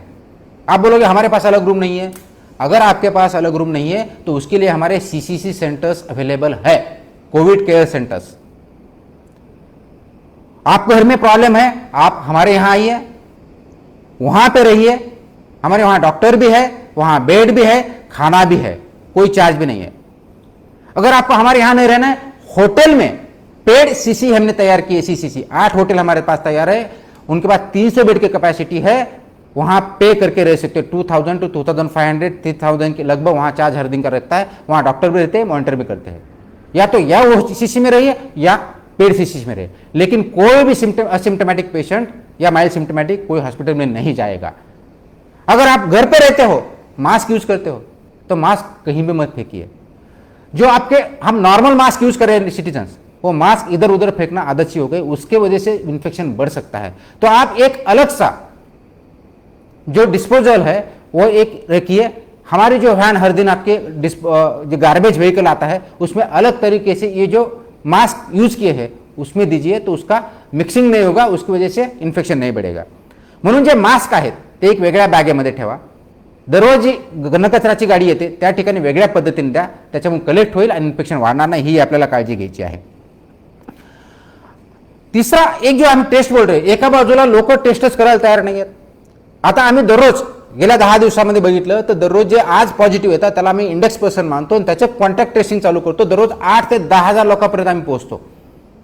आश्चर्याची बाब म्हणजे याच्यापैकी 20 ते 25% लोक असे आहेत की ते टेस्ट करून घ्यायला तयार नाही। कुटुंबात पॉझिटिव्ह आलाय पण बाकीचे आम्ही पॉझिटिव्ह आहेत, आम्ही टेस्ट करणार नाही। किंवा एक जण पॉझिटिव्ह आलाय, तो एका टेस्ट सेंटर पासून दुसऱ्या टेस्ट सेंटरला जातो की नाही माझ्याकडे पॉझिटिव्ह आला, ही चुकीची, मी पॉझिटिव्ह होऊ शकत नाही, दुसरीकडे जातो, दुसरीकडचा निगेटिव्ह येतो। मग कोण खरं आणि कोण खोटा हा प्रश्न होतो। प्लीज अंडरस्टँड करा, टेस्टिंगचे प्रकार आहेत, त्याची एक स्पेसिफिसिटी आहे, त्याचा एक करेक्टनेस आहे। आरटीपीसीआरची स्पेसिफिसिटीला गोल्ड स्टँडर्ड मानलं जातं, 67% ते 70% पर्यंत आहे। अँटीजेनची पॉझिटिव्ह जी टेस्ट आहे ती 99% करेक्ट असते, 1% चुकू शकते। अँटीजेनची नेगेटिव्ह येऊ शकते चूक, पण पॉझिटिव्ह चूक येत नाही। त्याच्यामुळे असिम्टमॅटिक पेशंट असेल तर त्याची करेक्टनेस हे अँटीजेन टेस्टमध्ये जास्त आहे। आरटीपीसीआर टेस्टमध्ये सगळ्याच गोष्टी 70% पर्यंत पॉझिटिव्ह येऊ शकतात, करेक्टनेस आहे। मग दुसरीकडे जातो, सकाळी एका ठिकाणी एनएमसी मध्ये पॉझिटिव्ह आला टेस्ट सेंटरला, प्रायव्हेट लॅबला दुपारी गेला, दुपारी अँटीजेन किंवा आरटीपीसीआर नेगेटिव्ह आले। मग प्रश्न विचारतोय खरं कोण, सच्चा कोण? सच्चा दोन्ही टेस्ट आहेत। का आहेत तर व्हायरस शेडिंग नावाचा एक प्रकार असतो। सकाळी जो व्हायरस असतो तुमच्या बॉडीमध्ये, ज्याचा तुमचा स्वॅब घेतलेला आहे, त्याच्या आधारे तुमची जी पॉझिटिव्ह आहे त्याचा व्हायरस शेड त्यावेळेस कदाचित जास्त असू शकतो। दुपारी ज्यावेळेस तुमचा स्वॅब घेतला तर त्यावेळेस तो व्हायरस शेडिंगचं ते इन्फेक्टिव्हिटी त्याची कदाचित कमी झालेली असू शकते किंवा कमी असू शकते। म्हणून हे व्हायरल शेडिंगचा प्रकार आहे, त्यानुसार एकाच माणसाची दिवसातून 2 वेगळ्या ठिकाणी घेतली तर कदाचित 2 वेगळे रिझल्ट येऊ शकतात, त्याच्यात चुकीचं काहीही नाही। प्रायव्हेट किंवा गव्हर्नमेंट, पेड किंवा अनपेड, याच्यामुळे तुमची पॉझिटिव्ह किंवा निगेटिव्ह टेस्ट येत नाही। व्हायरल शेडिंग नावाचा प्रकार आहे, त्या दृष्टीने होतं, हे सायंटिफिक आहे। त्याच्यामुळे माझी विनंती आहे की एका व्यक्तीला पॉझिटिव्ह आला त्याला पॉझिटिव्हच म्हटलं पाहिजे, मल्टिपल टेस्ट करू नका, शासनाचे पैसे वायाला घालू नका, स्वतःचे पैसे वायाला घालू नका। पॉझिटिव्ह आलात ती टेस्ट पॉझिटिव्हच ग्राह्य धरावी लागेल, म्हणून आयसोलेट व्हा किंवा जर सिम्टमॅटिक असाल तर हॉस्पिटलला ॲडमिट व्हा। स्वतःचे पैसे किंवा स्वतःमुळे दुसऱ्याने इन्फेक्शन करण्याचा प्रकार करू नका, ह्या सायंटिफिक आहेत, त्या ICMRच्या गाईडलाईन, याच्या व्यतिरिक्त वेगळं काहीही नाही आहे. त्याच्यामुळे कृपया स्वतःमध्ये कन्फ्युजन करू नका, दुसऱ्यांना कन्फ्युजन देऊ नका आणि दुसऱ्याला इन्फेक्शन किंवा डेथकडे नेऊ नका. तेच करत असताना आपण सर्वात महत्त्वाची जी गोष्ट आहे ती आपण म्हणा की तुमची बेडची अवेलेबल आहे का. नागपूर शहरामध्ये आज आपण आतापर्यंत 24 hospital already Covid hospital private hospital declare केलेले आहेत. त्याच्यातले 19 हॉस्पिटल हे 100 बेडच्या वरचे आहेत आणि बाकीचे 5 हे स्वतःहून आलेले आहेत, ज्याची कॅपॅसिटी 50 ते 100च्या दरम्यान आहे किंवा 30 ते 50च्या दरम्यान आहे. असे 24 जे हॉस्पिटल ऑलरेडी ऑपरेशन चालू आहेत, ज्या ठिकाणी कोविड हॉस्पिटल घेतले जातात, त्याची कॅपॅसिटी 2446 एवढी बेड आहे. त्याच्यामधले 1170 हे ऑक्सिजनेटेड आहेत. ICU त्यांचे 368 आहेत, व्हेंटिलेटर 111 आहेत. याच्या व्यतिरिक्त गव्हर्नमेंट GMC आणि IGMC हे 2 जे हॉस्पिटल आहेत त्याच्यामध्ये 1200 बेड्स आहेत. हे सर्व O2 बेडेड आहेत. त्याच्यापैकी ICU त्याच्यामध्ये 400+ आहेत. त्याचबरोबर एम्स पण आहे. हे करत असताना लता मंगेशकर हॉस्पिटल आहे, शालिनीताई मेघे हॉस्पिटल आहे. इतकी पुढची कॅपॅसिटी आहे जवळजवळ 450 बेड्सपेक्षा जास्त. महानगरपालिकेने जे 5 हॉस्पिटल तयार केले होते त्याच्यापैकी एक हॉस्पिटल ऑलरेडी आपण कोविड म्हणून चालू केले, इंदिरा गांधी रुग्णालय, तिथे 100पेक्षा जास्त बेड्स आहेत. हे जर सर्व कॅल्क्युलेट केले तर आजच्या डेटला 5000पेक्षा जास्त बेड्स आपल्याकडे कोविडसाठी अवेलेबल आहेत. आणि आजही आपले बेड याच्यापैकी 60%पेक्षा जास्त बेड्स हे वॅकंट आहेत. त्याच्यावर बेड अवेलेबल नाहीत ही जे कोणी सांगता आहे किंवा मुद्दा म्हणून मिसइन्फॉर्मेशन दिली आहे त्याच्यावरती विश्वास ठेवू नका. आपल्याला बेड अवेलेबिलिटीच्या बाबतीत काही प्रॉब्लेम आला तो जो मी सेंट्रलाइज ॲडमिशन नंबर दिलेला आहे 2567 याच्यावरती फोन करा, आपला पूर्ण गायडन्स केलं जाईल. प्रॉब्लेम कुठे येतोय? सिम्प्टमॅटिक नसताना असिम्प्टमॅटिक पेशंटला बेड पाहिजे, आम्ही ते देणार नाहीत. किंवा मला एक पर्टिक्युलर हॉस्पिटलच पाहिजे, मला वॉकॉर्डच पाहिजे, मला 7 स्टारच पाहिजे, मला हेच पाहिजे, मला GMCच पाहिजे, मला IGMCच पाहिजे, हा प्रकार चालणार नाही. दुसरा एक प्रकार आम्ही बघितला, मी ॲडमिट एका हॉस्पिटलमध्ये आहे, मला दुसरीकडे जायचं आहे, GMCत आहे IGMCकडे जायचं आहे, IGMCत आहे प्रायव्हेटला जायचं आहे, प्रायव्हेटला आहे GMCला आहे. याच्यामुळे यंत्रणेवरचा फक्त ताण वाढतोय, वेगळं काही होत नाही. आणि म्हणून बरेच जणांना डाऊट आहे की इथले डेथ जास्त आहेत तिथले कमी आहेत. ते क्लिनिकल मॅनेजमेंटमुळे तो प्रकार होत नाही. आपण लक्षात घेतलं पाहिजे, क्लिनिकल मॅनेजमेंटसाठी आम्ही एक सिस्टम तयार केलेली आहे की डिस्ट्रिक्ट टास्क फोर्स तयार केलेला आहे. त्याच्यामध्ये एक्सपर्ट, मी गव्हर्नमेंटचे बोलत नाही, सगळे प्रायव्हेटमधले हे एक्सपर्ट आहेत वेगळ्या क्षेत्रातले. तो टास्क फोर्स प्रत्येक हॉस्पिटलमध्ये जाऊन येतोय, त्या ठिकाणी काय चाललंय बघितलंय, त्याचं डेथचं अनालिसिस केलंय, ट्रीटमेंट कशी दिली जाते ते बघितलं जात आहे, SOP चांगल्या पद्धतीने बघितलं जातं की ते बघितलं जात आहे. आणि यांनी क्लिनिकल मॅनेजमेंट कसं असावं SOPच्या त्याच्या माध्यमातून सर्व डॉक्टरना सगळं हॉस्पिटलना गायडन्स केलं जात आहे. याच्यावरती वेबिनार घेतले जातात. ह्या डिस्ट्रिक्ट टास्क फोर्सचं स्टेट टास्क बरोबर कोऑर्डिनेशन आहे, त्यांच्याबरोबर वेबिनार झालेले आहेत. आणि म्हणून प्रत्येक हॉस्पिटलमध्ये त्यांना कोणत्याही प्रकारची अडचण आल्यानंतर ह्या डिस्ट्रिक्ट टास्क फोर्स कन्सल्ट करतो किंवा यांना गायडन्स करतो, वेबिनार केले जाते. त्याच्या माध्यमातून सगळीकडे ट्रीटमेंटचे प्रोटोकॉल फॉलो केले जातात आणि ऑब्झर्वेशन फॉलोअप केला जातं. मी स्वतः GMC IGMC काही प्रायव्हेट हॉस्पिटल या ठिकाणी जाऊन आलेलो आहे. GMC IGMCच्या कोविडच्या ICU मध्ये वॉर्डमध्ये जाऊन आलेलो आहे. तिथं काय चाललंय हे बघतोय. तिथले डॉक्टर स्वतः तिथे जाऊन बघतायत, हे स्पेशालिस्ट जाऊन बघतायत, अनालिसिस केलं जातंय. त्याच्यामुळं मला हेच हॉस्पिटल पाहिजे, तेच पाहिजे, तो डॉक्टर पाहिजे, हा अट्टहास योग्य नाही. आपण ज्या हॉस्पिटलला गेलात त्याच ठिकाणी राहा, जेणेकरून आपली ट्रीटमेंट व्यवस्थित होईल याची काळजी आम्ही घेऊ शकू आणि आपल्यापासून दुसऱ्याला इन्फेक्शन होणार नाही याची काळजी घेऊ शकू. या पद्धतीनं आपलं मॅनेजमेंट चाललंय. रिसोर्सेस भरपूर आहेत, त्याच्यामध्ये अडचण नाही आहे. आपल्याला बेडची आवश्यक जेवढी आहे त्यापेक्षा जास्त आपल्याकडे अवेलेबल आहेत. केसेस वाढल्या तरी आपल्याकडे त्याची ट्रीटमेंट द्यायची कॅपॅसिटी तयार केलेली आहे. त्याच्यामुळे त्याच्या रिसोर्सेसबद्दल, बेड अवेलेबिलिटीबद्दल, हॉस्पिटलबद्दल कुणाच्याही मनात शंका असण्याचं कारण नाही. दुसरा एक असं आहे की CCCची कॅपॅसिटी आपण सांगितली आहे ती योग्य आहे का अयोग्य आहे. आजच्या डेटला मी रिपीट करतो, आपल्याला 10,000पेक्षा जास्त बेड्स CCCचे अवेलेबल आहेत. त्याच्यामध्ये नावं सांगायचं म्हटलं, MLA हॉस्टेलला 420, पोलीस क्वार्टरला 850 पाचपावली, VNITला 850, सिम्बियोसिसला 600, वनामतीला कॅम्पटला 100, रवी भवनला 70, VN girls hostel 100, PWD quarter Rajnagar 240. अशी जर आकडेवारी घेतली तर रेडी याच्यामध्ये असलेली ज्याची की आजच्या डेटला ॲडमिट करून ठेवणार, तिथं बेड आहे, तिथं टॉवेल आहे, तिथं बकेट आहे, तिथं पाणी आहे, तिथं लाईट आहे, तिथं टॉयलेट आहे. 5000 बेड्स आजच्या डेटला रेडी आहेत. जे रेडीनेस तयार करून ठेवायला सांगितलं आहे ते जवळजवळ 4000पेक्षा जास्त आहे. आणि याच्या व्यतिरिक्त राधास्वामी सत्संग इथं 5,000 बेडची आपली तयारी आहे. आणि म्हणून कुणाच्या मनात कुणी जर सांगत असेल की हा आकडा चुकीचा आहे, त्यांच्यावरती बिलकुल विश्वास ठेवायचा नाही. मी परत सांगतोय, कारण कॉम्पिटंट ऑथॉरिटी मी आहे, याच्यामध्ये सगळे सेंटर्स तयार ठेवलेले आहेत. त्याच्यामुळे CCCचे बेड आपण का वाढवत नाही? कारण माझ्याकडे आज जे त्याच्यापैकी फक्त 300 बेड ऑक्युपाईड आहेत. मी रिपीट करतो, जे 4,000 5,000 बेड्स रेडी आहेत त्याच्यापैकी फक्त 300 बेड ऑक्युपाईड आहेत. ज्या मोमेंटला गरज आहे त्या मोमेंटला आपण 5,000 करू शकतो. परत 5,000 आणि प्लस 5,000 3 टप्प्यामध्ये केलेला आहे. पण कुणाच्याही मनात शंका असण्याचं कारण नाही का ते ऑक्युपाईड का नाही आहेत. तो होम आयसोलेशन लोक प्रिफर करतात, आम्हाला त्याच्यात अडचण नाही आहे.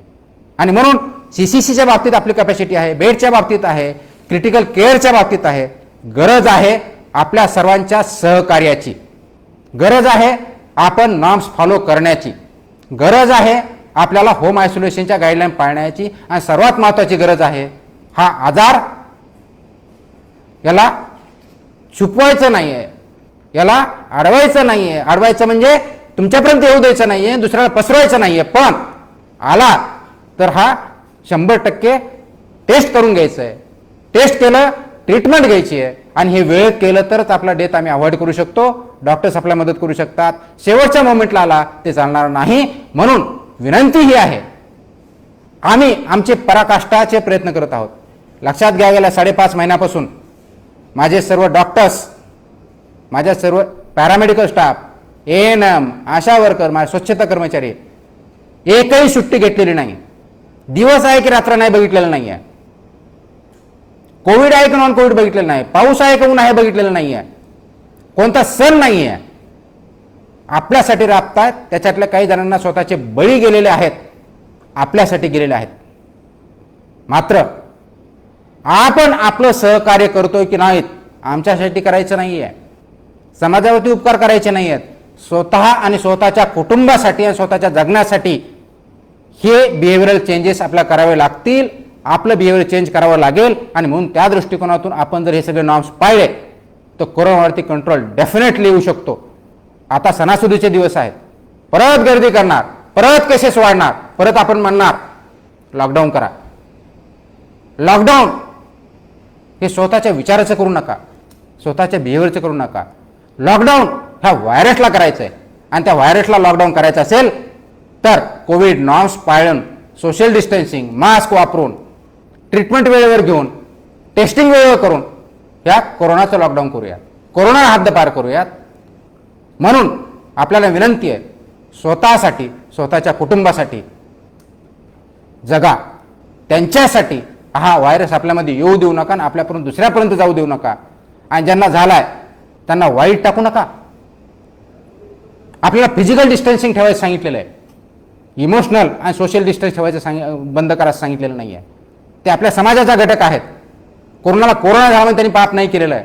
मात्र त्यांच्यावरती जर कोणी अन्याय करत असेल तर ते मात्र डेफिनेटली गुन्हा करतायत, एवढं लक्षात ठेवा. आणि ज्यांना कोरोना झालाय ते दुसऱ्याला स्प्रेड करतायत, ते गुन्हा करतायत. त्याचे गुन्हेगार होऊ नका. समाजाचे चांगले पाईक व्हा, गुन्हेगार होऊ नका. कोरोना हद्दपार करा, समाजाला एक संघ ठेवा. मात्र हे नॉर्म्स पाळून करा. निश्चित आपण याच्यावरती मात करू शकतो. आमची पूर्ण तयारी आहे. आम्ही शासन म्हणून 9 पावलं टाकत आहेत. आपण फक्त 1 पाऊल टाका, निश्चितपणे आपण या कोरोनावरती मात करू शकतो. धन्यवाद सर. अतिशय उत्तम पद्धतीने आपण कोरोना संदर्भातील सत्य परिस्थिती माहिती दिली. कोविड काळात वेळोवेळी फेसबुक लाईव्हच्या माध्यमातून आपण नागरिकांशी संवाद साधला. आजच्या लाईव्हच्या माध्यमातून नागरिकांना आज जी माहिती हवी होती ती आपण दिली. परंतु नागरिकांच्या मनात अजूनही बरेचसे प्रश्न आहेत. आपल्या संभाषणादरम्यान अनेक प्रश्न कमेंट बॉक्समध्ये आले आहेत, त्यावर आपली उत्तरे अपेक्षित आहेत. तर पहिला प्रश्न आहे गजेंद्र सिंह लोहिया यांचा. वो लिखते हैं, एक ज्येष्ठ नगरसेवक ने मनपा की सभा में कुछ विषय तथ्यों के साथ रखे, जिसमें उनका कहना है कि आप झूठी जानकारी देकर जनप्रतिनिधियों और लोगों को गुमराह कर रहे हैं. आपने जो 10,000 बेड्स का दावा किया उनमें कितनी सच्चाई है? आपने बाला साहेब थोराट और देवेंद्र फडणवीस के सामने सच्चाई नहीं बताई और उन्हें गुमराह किया. उन्होंने आपको लबाड़ और झूठा कहा है. उनका कहना है कि आप अज्ञातवास में चले गए हैं. इस पर आप क्या कहना चाहेंगे सर? अच्छा हुआ कि आपने जो सवाल है पूछा.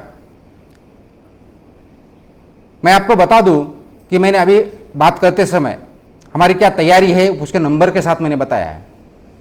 हॉस्पिटल के बेड्स कितने हैं, डीसीएच के बेड कितने हैं, सीसीसी के बेड कितने हैं। आपको फिर से एक बार दोहरा दूं, 10,000 बेड का ब्यौरा मेरे सामने है, नाम के सामने लिस्ट आपके सामने है। इसमें अगर आपका आंकड़ा देखोगे यहाँ पे 8,086 यहाँ पे दिखेगा, इसमें राधा स्वामी सत्संग नहीं है, उसके 5,000 अगर जोड़ दो तो 13,000 हो जाता है। अब ये जो झूठी बोलने का या लबाड़ बोलने का है, तो मुझे लगता है कि आदमी का जो विचार होता है और जो प्रकट होता है वो आप जो थॉट करते हो, थॉट प्रोसेस जैसा उसी हिसाब से रहता है कि जो आप थॉट करोगे और एक थॉट का एक विचार, दूसरा थॉट, तीसरा विचार, तीसरा थॉट, और उसकी आदत जैसी बन जाती है।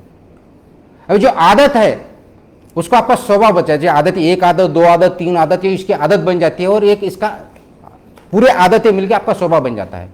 मेरी आदत क्या है?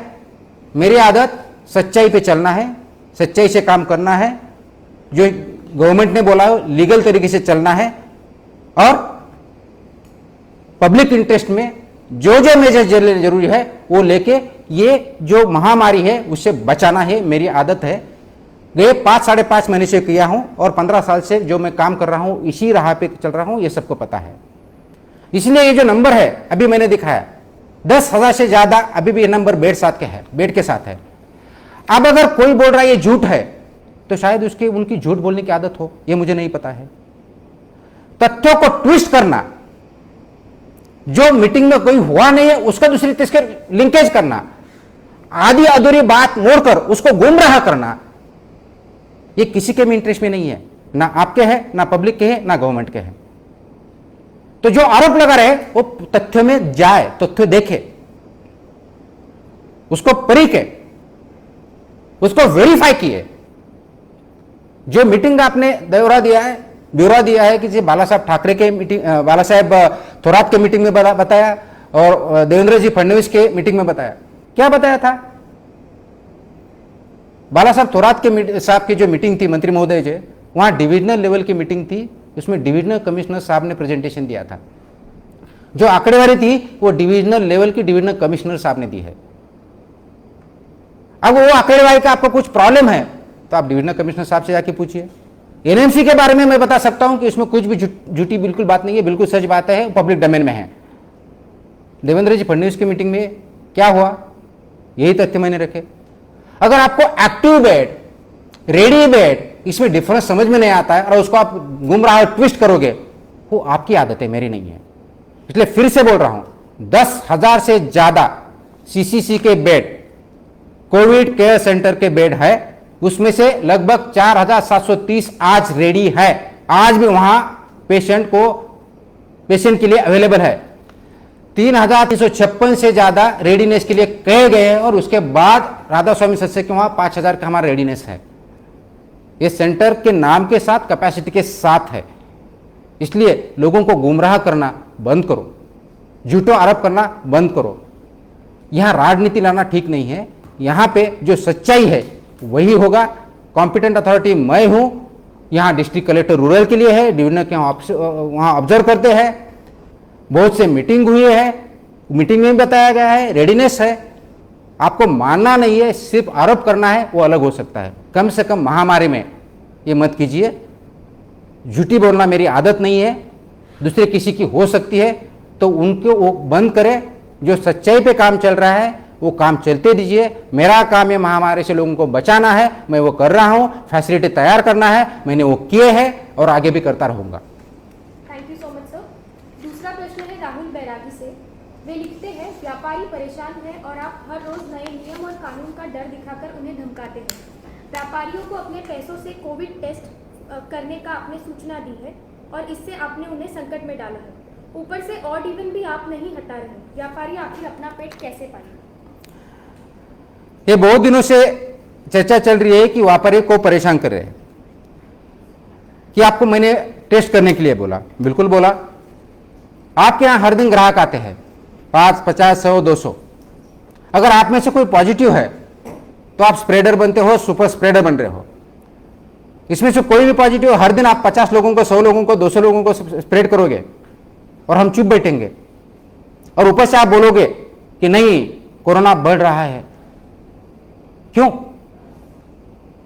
गवर्नमेंट के आप जो 21 अगस्त का गाइडलाइन है उसमें यही बोला है कि सिम्टोमेटिक नहीं है तो गवर्नमेंट की टेस्ट वहां करना जरूरी है। नहीं, बिल्कुल है। 85% से ज्यादा असिम्टोमेटिक है। मैंने यही बोला कि सिम्टोमेटिक है तो मेरे सेंटर पे आके कीजिए, असिम्टोमेटिक है तो आप प्राइवेट में भी कर सकते हो। आपको पैसे की बात करते हो, आपको दुकान चलाने के लिए 10 नौकर लेने के लिए आपके पास पैसा है, टेस्ट करने के लिए आपके पास पैसा नहीं है। ऑड इवन का फॉर्मूला गवर्नमेंट ने लगाया, मैंने भी लगाया है। आपको चलाने दूसरा ऑप्शन है मेरे पास, आपने एक दिन बंद कर दिया। मैं तो बोलता हूं जब तक आपको अगर लगता है कोरोना से डर है, अगर कोरोना की गाइडलाइन नहीं फॉलो करनी है तो आप खुद बंद कर सकते हो। मैं बंद करूं तो प्रॉब्लम, आप बंद करें तो प्रॉब्लम नहीं है। ये कौन सा है? ये जो डबल स्टैंडर्ड है ये बंद करना चाहिए। अब आप बोल रहे हो कि मैंने जो रूल्स लाए हैं लाइसेंस के, आप लाइसेंस राज की बात कर रहे हो, ठीक है। आपको ये पता है लाइसेंस राज और रूल ऑफ लॉ में कुछ फर्क है? ये जो रूल ऑफ लॉ है, लॉ के हिसाब से चलता है, उसको रूल ऑफ लॉ बोलते हैं। ये एमएमसी एक्ट है, महाराष्ट्र म्युनिसिपल कॉर्पोरेशन एक्ट 1949, उसके तहत कॉर्पोरेशन एरिया में कोई भी इकोनॉमिक एक्टिविटी अगर करना है, धंधा करना है, बिजनेस करना है तो वो लाइसेंस लेना जरूरी है। एक्ट में प्रोविजन है। ये नागपुर महानगर पालिका में इंप्लीमेंट नहीं हुई है, इसके लिए मेरी गलती नहीं है। ये सब महानगर पालिका में इंप्लीमेंट हो चुका है, इसलिए मैंने ऑर्डर निकाला। आपको बोला कि वो लाइसेंस लीजिए, आप बोल रहे हो वो भी लाइसेंस राज है। क्यों? जो एक्ट के हिसाब से, लॉ के हिसाब से मैं बोल रहा हूं, आपको लाइसेंस लाग लगता है, वो आपको धमकियां लगती है, ठीक है। आपके रेसिडेंशियल एरिया में परमिशन बिल्डिंग की रेसिडेंशियल है, वहां कमर्शियल एक्टिविटी चलती है, ये इलीगल एक्टिविटी करोगे। वहां बाकी के लाइसेंस चलते हैं, बाकी चेंज आप यूज नहीं किया है वहां आप कर रहे हो, चलता है। आपका दुकान है, रास्ते पे आप यूज कर रहे हो, चलता है। मगर आपकी मनमानी चलती रहे, उसके वजह से समाज भुगत रहे, आप पैसा कमाते रहे, लेकिन कोविड की गाइडलाइन नहीं फॉलो करेंगे, टेस्ट नहीं करवा लोगे, कॉर्पोरेशन एक्ट के हिसाब से आपको जो लाइसेंस लेना चाहिए वो नहीं लोगे। अगर आपको लगता है कि वो गलत है तो सही, फिर हम वो लॉ इंप्लीमेंट करेंगे। रेसिडेंशियल एरिया में आप कमर्शियल एक्टिविटी चला रहे हो, वहां हम क्यों चलने दें? ये इलीगलिटी आप क्यों छुपा रहे हो? फुटपाथ पे आपका जो अतिक्रमण होता है वहां आप दुकान करते हो, वो क्यों चला रहे हो? कोविड-19 के गाइडलाइन जो है वो क्यों नहीं फॉलो कर रहे हो? ये लोगों को गुमराह करना, ये झूठी सिंपैथी मिलाना और उसका पॉलिटिक्स करना, ये आपका काम नहीं है। आपका काम धंधा करना है, एज पर रूल करना है। Please follow the rule of law. ये जो लाइसेंस है ये रूल ऑफ लॉ है। आप जब आर्बिट्रेरीनेस अब तक कोई भी रूल फॉलो नहीं करते हैं, उसको हम बोले तो हम गलत, और आप लॉ नहीं फॉलो करते वो आप सही, और उसके ऊपर से धमकियां देना। आज मैंने पेपर में पढ़ा कि वो आपके एसोसिएशन ने बोला है कि एप्लीकेशन मत कीजिए। Please understand, order is in place. अब तक मैंने टाइमलाइन नहीं दी थी, अब मैं टाइमलाइन दूंगा। उस टाइमलाइन में अगर आपने लाइसेंस नहीं किया और अगर कन्वर्जन नहीं किया तो आप ऑपरेट नहीं कर पाओगे। ये धमकी नहीं है, ये चेतावनी है। रूल ऑफ लॉ है। रूल ऑफ लॉ जितना आपको मेरे लिए लागू है उतना ही आपके लिए लागू है। इसलिए ये कोविड का, नॉन कोविड का रीजन बताते हुए लॉ को आप जो ठुकरा रहे हो वो गलत है, ये रवैया गलत है। रवैया चेंज कीजिए, रूल ऑफ लॉ फॉलो कीजिए, खुद का धंधा कीजिए, इकोनॉमी कीजिए। ये शहर सिर्फ आपके वजह से नहीं है, शहर के वजह से हम सब हैं। तो शहर को बचाना मेरा पहला कर्तव्य है, और शहर को बचाने के लिए, शहर को विकास के लिए रूल ऑफ लॉ के हिसाब से जो जो करना पड़ेगा मैं करूंगा, और उसके बीच में जो जो आएगा उनको रूल ऑफ लॉ के हिसाब से काम, उनके खिलाफ कार्रवाई होगी। इसलिए मेरा फिर से आपको अपील है कि इसका पॉलिटिसाइजेशन मत कीजिए। Follow the rule of law, save the city, grow your business. Thank you sir. Sir इसी को लगकर एक और क्वेश्चन है, रवि रमानी, सोमिल देशमुख, चिराग महेश्वरी और बहुत लोगों के सेम सवाल है कि लाइसेंस और टेस्टिंग के लॉ सिर्फ शॉपकीपर्स के लिए है क्या? आपको लगता है सिर्फ वही पॉजिटिव है? हॉकर्स जो अपना बिजनेस ऑपरेट कर रहे हैं डेली, कोई भी ऑड इवन का रूल नहीं फॉलो करे, उनको कोई लाइसेंस का रूल नहीं, can you please at least ensure that the encroachment of these hawkers are clean from the footpaths? If you have observed, we are taking stringent actions against everybody who are not following law, whether it's odd even, whether it's hawkers, whether those are encroachers. We are doing it time and again. अगर वो hawkers है, 12 मानते नहीं, तो licence भी cancel हम कर रहे हैं, उनसे पेनाल्टी भी लगा रहे हैं. So this law is not just for shopkeepers alone or some people, it is for all. So accordingly we are acting. So follow the law. It's not a discrimination, it's equally applicable to everybody. So there is no discrimination, there is no issue. We are acting, we still act and we will act tough. Thank you sir. पुढचा प्रश्न आहे रवी गजबिये यांचा. ते विचारतात की करोनाच्या उद्रेकाची शहरात वेगवेगळी ठिकाणे आहेत. मनपाने शहरातील अनेक निवासी गाळ्यांमध्ये ओपीडींना परवानगी दिली आहे. अशा निवासी गाळ्यांमध्ये मोठ्या संख्येत विविध प्रकारचे रुग्ण व त्यांचे नातेवाईक येत आहेत. ते या ओपीडी तसेच इमारतींच्या तळमजल्यावर पार्किंग करताना गर्दी करीत आहेत. यामुळे शहरात अनेक ठिकाणी अशा इमारतीत हजारोंच्या संख्येत राहणाऱ्यांमध्ये भीतीचे वातावरण निर्माण झालेले आहे. काही ओपीडींमध्ये करोना रुग्ण असल्याची आढळलेले आहे. अशा इमारतीतील रहिवाशांच्या सुरक्षेसाठी मनपाने काय कारवाई करणार आहेत या ओपीडींवर? मला वाटतं हा इश्यू आपण जो विचारला आहे निश्चितच आवश्यक असा प्रश्न विचारलेला आहे. ओपीडीसाठी मनपाने कोणत्या गाळ्यात परमिशन दिलेली नाही. कदाचित त्या रेसिडेन्शियल एरियामधल्या अनऑथराईज प्रमाणे ते चालवत असतील, त्यांच्यावरती आम्ही कारवाई करत असतो. स्पेसिफिक जर माहिती दिली तर त्या ठिकाणी आम्ही कारवाई करू, हे मी अश्युरन्स करतो. आम्हाला जेवढ्या माहिती पडतात त्या ठिकाणी आमची कारवाई चालूच आहे. पार्किंगच्या प्लेसेसमध्ये अनऑथराईज यूज होतात, ते अनऑथराईज चेंज आहे, त्या दृष्टीने आपण कारवाई करत आहोत. आता प्रश्न असा आहे की त्या ठिकाणी कोणती ओपीडी असेल तर तिथे सुद्धा सोशल डिस्टन्सिंग पाळायचं आपण सांगितलेलं आहे. जिथं पाळलं जात नाही त्यांच्यावरती आपण कारवाई करत आहोत. मूळ मुद्दा सोशल डिस्टन्सिंग मेंटेन करण्याचा आहे, फिजिकल डिस्टन्सिंग मेंटेन करण्याचा आहे, मास्क वापरण्याचा आहे, कोविड-19 गाईडलाईन पाळण्याचा आहे आणि पर्टिक्युलरली रूल ऑफ लॉ सगळ्यांनी कोविड आहे किंवा नाही याचा आहे. म्हणून आपल्या सोसायटीमध्ये हे रूल्स फॉलो केले जात नाही, सोसायटीला पूर्ण अधिकार आहेत. त्यांच्या कोणाच्याही सोसायटीमध्ये जर रूल फॉलो केले जात नसतील तर त्या सोसायटीच्या मेंबर्सनी, चेअरमननी, सेक्रेटरीने त्या व्यक्तींना, त्या गाळेधारकाला त्याच्यावरती इमिजिएटली दुकान बंद करून कारवाई करू शकतात. त्यांना जर शक्य नसेल ते आम्हाला कळवलं तर आम्ही पण कारवाई करू. म्हणून सगळी जबाबदारी फक्त शासनावरती टाकून किंवा प्रशासनावरती टाकून चालणार नाही. सोसायटीमधली जबाबदारी ही सोसायटीची आहे. तिथं जर गाळा अनुज्ञेय नसेल, तिथं जर आपल्या पार्किंग असेल, पार्किंग प्लेसेसमध्ये दुसऱ्या ॲक्टिव्हिटी चालत असतील किंवा कन्वर्जन झालेलं असेल तर ही इक्वली जबाबदारी त्या सोसायटीची आहे. त्यांनी स्वतः ते बंद करावं. त्यांना जर शक्य होत नसेल तर आम्हाला सांगावं, आम्ही त्याप्रमाणे कारवाई करू. आणि म्हणून कोरोनाचा उद्रेक होण्यास अनेक कारणं कारणीभूत आहेत. त्याच्यापैकी हे एक डेफिनेटली कारण आहे की कन्वर्जन होऊन ज्या ठिकाणी दुकानं चालू आहेत किंवा कोणत्या प्रकारची ॲक्टिव्हिटी चालू आहेत त्या इलिगल चालू आहेत. त्या इलिगल ॲक्टिव्हिटी फक्त कोरोनाच्या बाबतीतच नाही आहेत तर नॉन कोरोना काळामध्ये सुद्धा आहेत. त्या बंद झाल्या पाहिजेत, त्या दृष्टीने माझा प्रयत्न चालू आहे. त्याचाच एक मार्ग म्हणून आपण जो आहे रूल ऑफ लॉच्या दृष्टिकोनातून लायसन्सच्या बाबतीतला जो काढला तो एक आहे. त्याच्या व्यतिरिक्त यांच्यावरती कारवाई करणं आपण इथून पुढे करणारच आहोत. आजपर्यंत ज्या ठिकाणी रेसिडेन्शियल फॅसिलिटी आहेत आणि त्या ठिकाणी नॉन रेसिडेन्शियल म्हणजे कमर्शियल किंवा इतर ॲक्टिव्हिटी चालू आहेत त्या ठिकाणी आम्ही पूर्ण लक्ष दिलेलं नव्हतं, ते आम्ही चालू केलेलं आहे.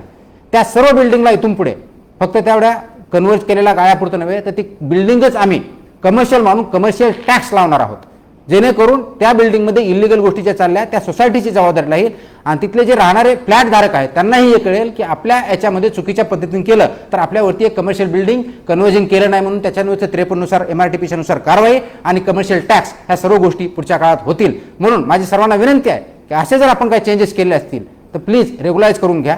नसेल तर कन्वर्जन थांबवा आणि जी अनन्य ॲक्टिव्हिटी तीच करा. आपण त्या ॲक्टिव्हिटी करा. त्या जर केलेल्या नसतील आमच्याकडे माहिती द्या, आम्ही त्यांच्यावरती कारवाई करू. Thank you, sir. Prashant Parate, Pranju Modghare, Rahul Manyar, and many others have the same question. When are you opening the gyms? Buses have started without any sanitization. Festival and other events are also happening anyway without any strict adherence to protocol. Please think about the livelihood of trainers. What is the point in keeping the fitness centers closed? Thank you for asking this question. These people have come and met me many times. I have explained them the rationale behind non-opening of fitness centers. Somebody mistake or non-abiding does not mean you are right. These fitness centers have more possibility of transmitting virus from one person to another person. Why? When you are gymming, when you are on the treadmill, when you are taking exercise, your sweating and other droplets are dropped down there in the gym. And it is possible that social distance is not maintained there and that droplets will pass over to somebody else, either by touching that instrument or on the floor or while taking exercise. As a result, one positive person can infect many in gym. That's the reason why these gyms are not being opened till today. That's how the restrictions continue. We are not interested in not opening up any activity which will not affect or basically transmit the virus from one person to other. There is a scientific reason, as I explained, and that's why there are restrictions on opening of the gyms. As long as in Nagpur cases are on rise and deaths are on rise, unless those come under control, we are not going to open further. Whatever has been opened, we are regulating it. What we require is the participation and cooperation of the people in controlling virus by following these norms. That's why it's my request, please don't insist as of now on these activities. It's not just your activities, even offices which are allowed, they are allowed to open, whether government or private, only up to 15% capacity. It's not as if everything is open. Other shops are, even odd day shops are open. It's not 100% shops are open. That's why it's not discrimination. Please understand the gravity. Life is important. If we live, then we can take exercise. If you don't live, your gym and exercise will not be there. So let's understand the gravity. Until we flatten the curve and restrict the deaths, we will not be able to open up further activities. So please work on that ground, cooperate us, and let us make Nagpur corona free, and then definitely we will open up. Thank you sir. पुढचा प्रश्न आहे विकास चेडगे यांचा. ते लिहितात की पाणी बिलात 5% तर प्रॉपर्टी टॅक्समध्ये 50% सवलत द्यावी. तसेच रामणिक कर दादियाल यांचा प्रश्न असा आहे की जेव्हा नागपूर शहरात रोजच्या करोना केसेस वाढत आहेत त्यावेळेस टॅक्स, एन्क्रोचमेंट, पाणी बिल या विषयांवर काम सध्या थांबवून काना करोना पेशंट्स कंट्रोल कसे करता येईल याकडे लक्ष देता येईल का? थँक्यू. याच्यासाठी खूप प्रश्न आलेले आहेत की पाणी बिल 5% कपात करणे आणि प्रॉपर्टी टॅक्सची 50% कपात करणे. मला वाटतं की हा विषय थोडा गांभीर्याने सर्वांनी घेण्याची गरज आहे. ही 5% कपात कशी आली? ही दरवर्षी 5% वाढ पाणी पुरवठ्यामध्ये, पाणी रेटमध्ये दरवर्षी आपण गेले 2017 पासून करतोय. का करतोय? आपण याचे नियम बनवलेले, शासनाने याचे नियम तयार केलेले आहेत, ज्याला बायलॉज म्हणतात, जे की महानगरपालिकेने अप्रूव्ह केलेली जी 24/7 स्कीम आहे, ती स्कीम राबवताना त्या अनुषंगाने त्याचा ऑपरेशन जो खर्च असेल, ते चालवण्यासाठी जो खर्च असेल तो कमीत कमी त्याच्यातून निघावा या दृष्टिकोनातून एक रेट ठरवलेले आहेत आणि त्याच्यावरची दर वर्षाला 5% प्रमाणे रेट वाढ होते. ती वाढ ऑलरेडी 1 एप्रिलपासून अंमलात आलेली आहे आणि त्या दृष्टीकोनातून बिलं दिलेले आहेत, भरले जात आहेत. आता हा कन्फ्युजन का करतायत हे मला कळत नाही आहे. हे नियम सर्वांना माहिती आहेत, हे सांगितलेले पण आहे आणि हे मान्यतेसाठी दिलेलंच नाही, कारण ते अधिकार कमिशनरला दिलेले आहेत नियमानुसार आणि ते 1 एप्रिलपासून अंमलात पण आलेले आहेत. आता हे 5% वाढ म्हणजे किती? जर सर्वसाधारणपणे 15 मिलीमीटरचा नळ असेल तर दर महिन्याला बिल किती येते? सर्वसाधारणपणे ॲव्हरेज आम्ही जर काढला तर 150 रुपये येते आणि 5% वाढ म्हणजे किती होणार? 150 रुपयामध्ये 7.5 रुपये वाढणार, म्हणजे महिन्याला 7.5 रुपये वाढ झाली. हा तुम्हाला प्रॉब्लेम आहे. मग तुमचं मोबाईलचं बिल दर महिन्याला जे येतं ते तुम्हाला द्यायला काही प्रॉब्लेम आहे का? इलेक्ट्रिसिटीचं बिल ज्यावेळेस तुम्ही भरत नाही तर तुमचं कनेक्शन डिस्कनेक्ट होतंय, त्याच्याबद्दल तुम्हाला काही प्रॉब्लेम आहे का? आपण 4 व्हीलर 2 व्हीलरवरती जातोय, त्याच्याबद्दल तुम्हाला काही प्रॉब्लेम नाही आहे. मग हे फक्त 7.5 रुपये ॲव्हरेज महिन्याला वाढले, याचा एवढा मोठा इश्यू कशासाठी? मग जर हे करायचं असेल तर पाणी जे आज आपण इरिगेशन डिपार्टमेंटकडून घेऊ त्याच्यासाठी जे पैसे लागणार ते कमी झाले आहेत का? किंवा इलेक्ट्रिसिटी ज्याच्या मार्फत पंपिंग करून आपल्या घरापर्यंत येते त्याच्यामध्ये काही कटौती झाली का? त्यांचं जर बिल पे केलं नाही तर लगेच त्याचे मोटर पंप आपल्याला बंद करावं लागेल आणि पाणी भेटणार नाही, याचा कोणी विचार करतंय का? जो इश्यू नाही त्याचा इश्यू करायचा, हे जर असेल तर मला वाटतं आपण आपलं थोडं लॉजिक लावून नियम काय आहेत बघावे आणि गरज काय आहे बघावणं खूप मोठं गरजेचं आहे. खूप जास्त बिल नाही येत आहे त्याच्यामध्ये. 5% म्हणजे जे सांगितलं ॲव्हरेज बिल 150 रुपये जर पकडलं तो 7.5 रुपये महिन्याला, म्हणजे वर्षाला सर्वसाधारणपणे तुम्हाला 100 रुपयाच्या आसपास वाढ आहे. ती तुम्हाला सहन होत नाही. पाणी आपल्याला जेवढं लागतं त्याची जर बाहेर गेलात तर बाहेर बॉटल विकत घेताना आपण 20 रुपये सहज देतो. दर महिन्याला एक म्हणलं तर वर्षाच्या बॉटलवरती जाणाऱ्या पिण्याच्या पाण्यासाठी पैसे तुमचे 200-250 रुपये तरी जातील. पण वर्षभर आपल्याला पिण्याला भरपूर पाणी भेटतं, आंघोळीला भेटतं, वापरायला भेटतं, त्याच्यासाठी 100 रुपये वाढ नको. हा ॲटिट्यूड पहिला चेंज केला पाहिजे. राहिला प्रश्न प्रॉपर्टी टॅक्सचा. प्रॉपर्टी टॅक्समधून महानगरपालिकेची डिमांड किती वर्षभराची? 250 कोटी. त्याच्यातून 50% म्हणजे 125 कोटी. ती वाढ कमी केल्यानंतर आजच्या डेटला तसे आमचं इन्कम कमी आहे. दर महिन्याला महानगरपालिकेला पगार देणं, पेन्शन देणं, हे ऑपरेशन पाणी पुरवठा, स्ट्रीट लाईट, सिवेज, गार्डन, याच्यासाठी सगळा लागणारा खर्च सर्वसाधारणपणे 100 ते 107 कोटी आहे. आणि हे जर वर्षभराचं मध्ये 250 कोटी आहे, त्याच्यात 50% म्हणजे 125 कोटी, म्हणजे कॉर्पोरेशनमध्ये चालवणं शक्य होणार नाही. आज अशी परिस्थिती आहे. आणि त्याच्यात तुम्हाला प्रॉपर्टी टॅक्स कमी पाहिजे. बरं, प्रॉपर्टी टॅक्स किती आहे हे मी सांगितलं की 250 कोटी वर्षाचा आहे. लोकांचा गैरसमज कशामुळे वाढवत आहे आणि लोक गैरसमज कशामुळे करून घेतात हे मला कळत नाही आहे. वर्षानुवर्ष 1 लाख प्रॉपर्टी ज्या आमच्या नेटमध्ये नव्हत्या आलेल्या त्या आम्ही तयार केल्या आहेत. त्यांना आम्ही नोटीस दिल्या. वर्षानुवर्ष लाखो रुपये पेमेंट करत नाही, ते प्रॉपर्टी द्यायची नाही. त्याच्यावरती व्याज लागले की ते व्याज माफ करा म्हणायचं. आता प्रॉपर्टी टॅक्स माफ करा म्हणायचं. सगळ्याच गोष्टी माफ करायच्या. तर मग पाणी पिणं आपल्याला बंद करावं लागेल, सिवेज पण आपल्याला बंद करावं लागेल, आपल्या जे सर्व्हिसेस कचरा गाडी येते तीही बंद करावं लागेल, कचरा जे साफसफाई करतात त्यांनाही पगार नाही तेही बंद करावं लागेल. याचा काय विचार करत नाही. म्हणजे आपल्या इन्कमचे सोर्स, मेजर सोर्स हे प्रॉपर्टी टॅक्स आहे. सर्वात मोठा सोर्स जर जीएसटी जर अनुदान सोडलं त्याच्यानंतर सर्वात मोठा तो आहे. आता जीएसटी आणि इकॉनॉमिक ऍक्टिव्हिटी कमी झाल्यामुळे ऑटोमॅटिक आपल्याला कमी भेटेल. आणि आपलं जे इन्कम आहे ते आपण बघत नाही. महानगरपालिकेचं बजेट यावर्षी 2600 कोटी आहे. पण वर्षभर हे जे मी आता सांगितलं, पगारपासून ते कचरा, इलेक्ट्रिसिटी, स्ट्रीट लाईट, पाणी पुरवठा, हे ऑपरेशन जे आपल्याला लागतात दररोज जगण्यासाठी, हा सगळा खर्च केला तर 1100 ते 1200 कोटी रुपये फक्त याच्यावरती खर्च जातो. आणि आपला प्रॉपर्टी टॅक्स 200-250 कोटी हे डिमांड आहे. रिकव्हरी तर त्याच्यापेक्षा आपली कमीच असते. त्याच्यावरती आम्ही कारवाई करायला लागलो तर आम्ही करणारच आहोत. त्याच्यामुळं एका बाजूला तुम्ही म्हणणार की हे कामं बंद करा, कोरोनाची कामं पूर्णपणे चालू आहे, तिथं कुठेही दुर्लक्ष झालेलं नाही. नागरिकांचं सहकार्य आणि नागरिकांना रूल पाळण्याची जास्त गरज आहे.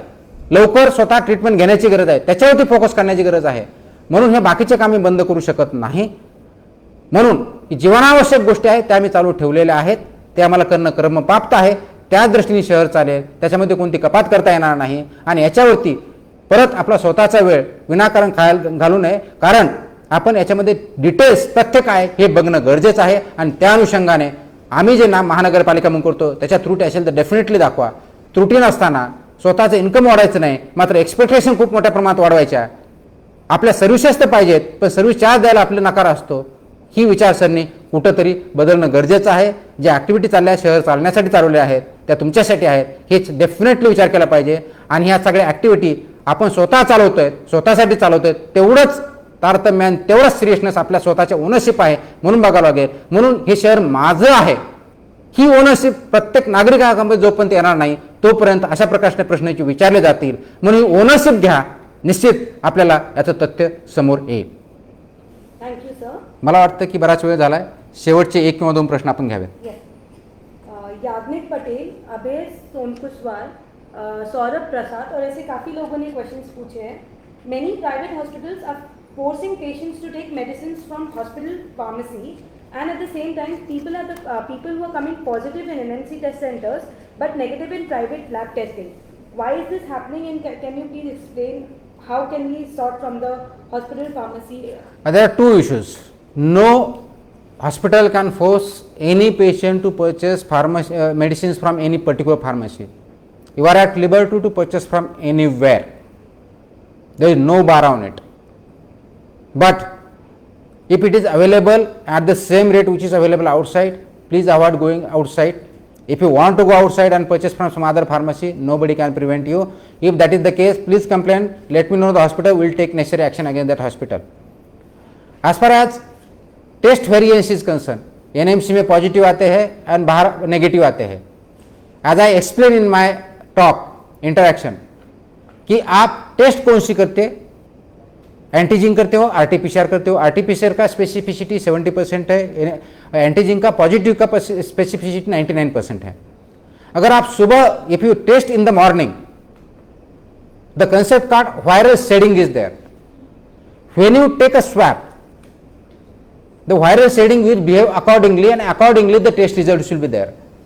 Any person, if you take in the morning, afternoon and evening, test results may vary. It doesn't mean that one is right and other is wrong, because viral shading is one concept. Second is false negativity is always possible because of the way you take a swab also, that is also the issue. And third is specificity of the case. So if it is positive, please don't go for another test, you are positive. False positivity is rare, false negativity is there, particularly in antigen test who are symptomatic. So symptomatic persons must necessarily go for RT-PCR test. Asymptomatic patients can go for antigen test, and if they are negative, there should not be any issue.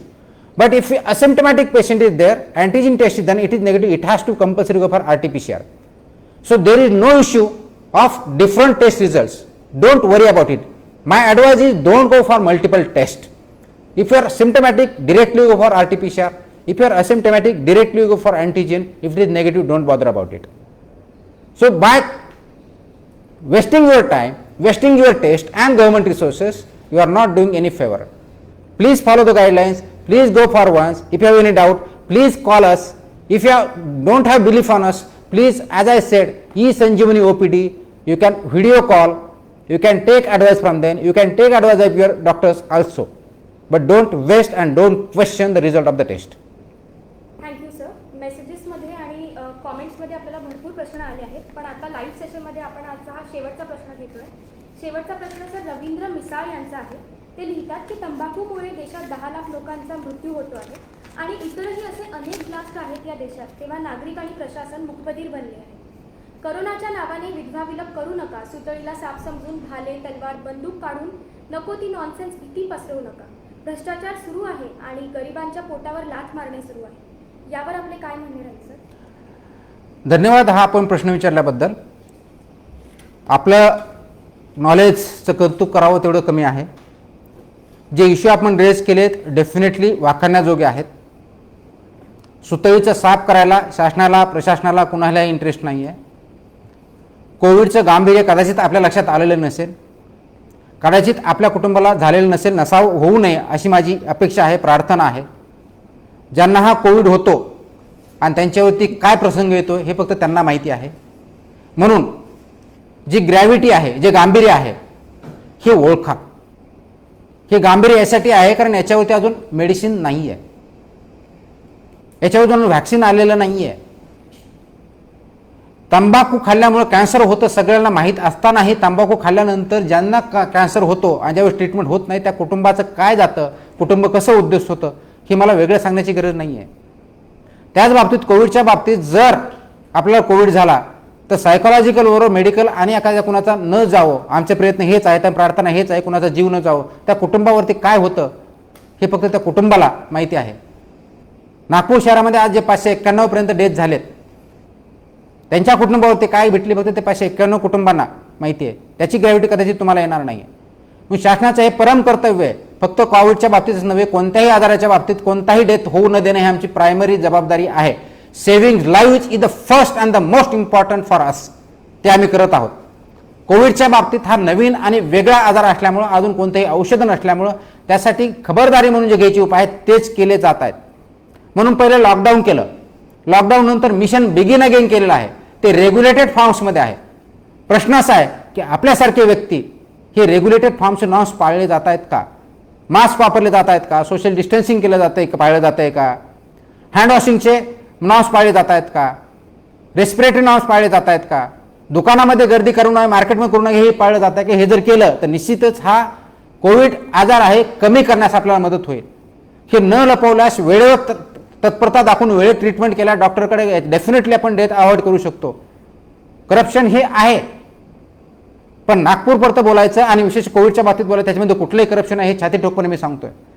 आपल्याकडे काही पुरावे असले तर कृपया पुरावे द्या. Corruption फक्त पैशामध्ये नाही, विचारामध्ये असतं.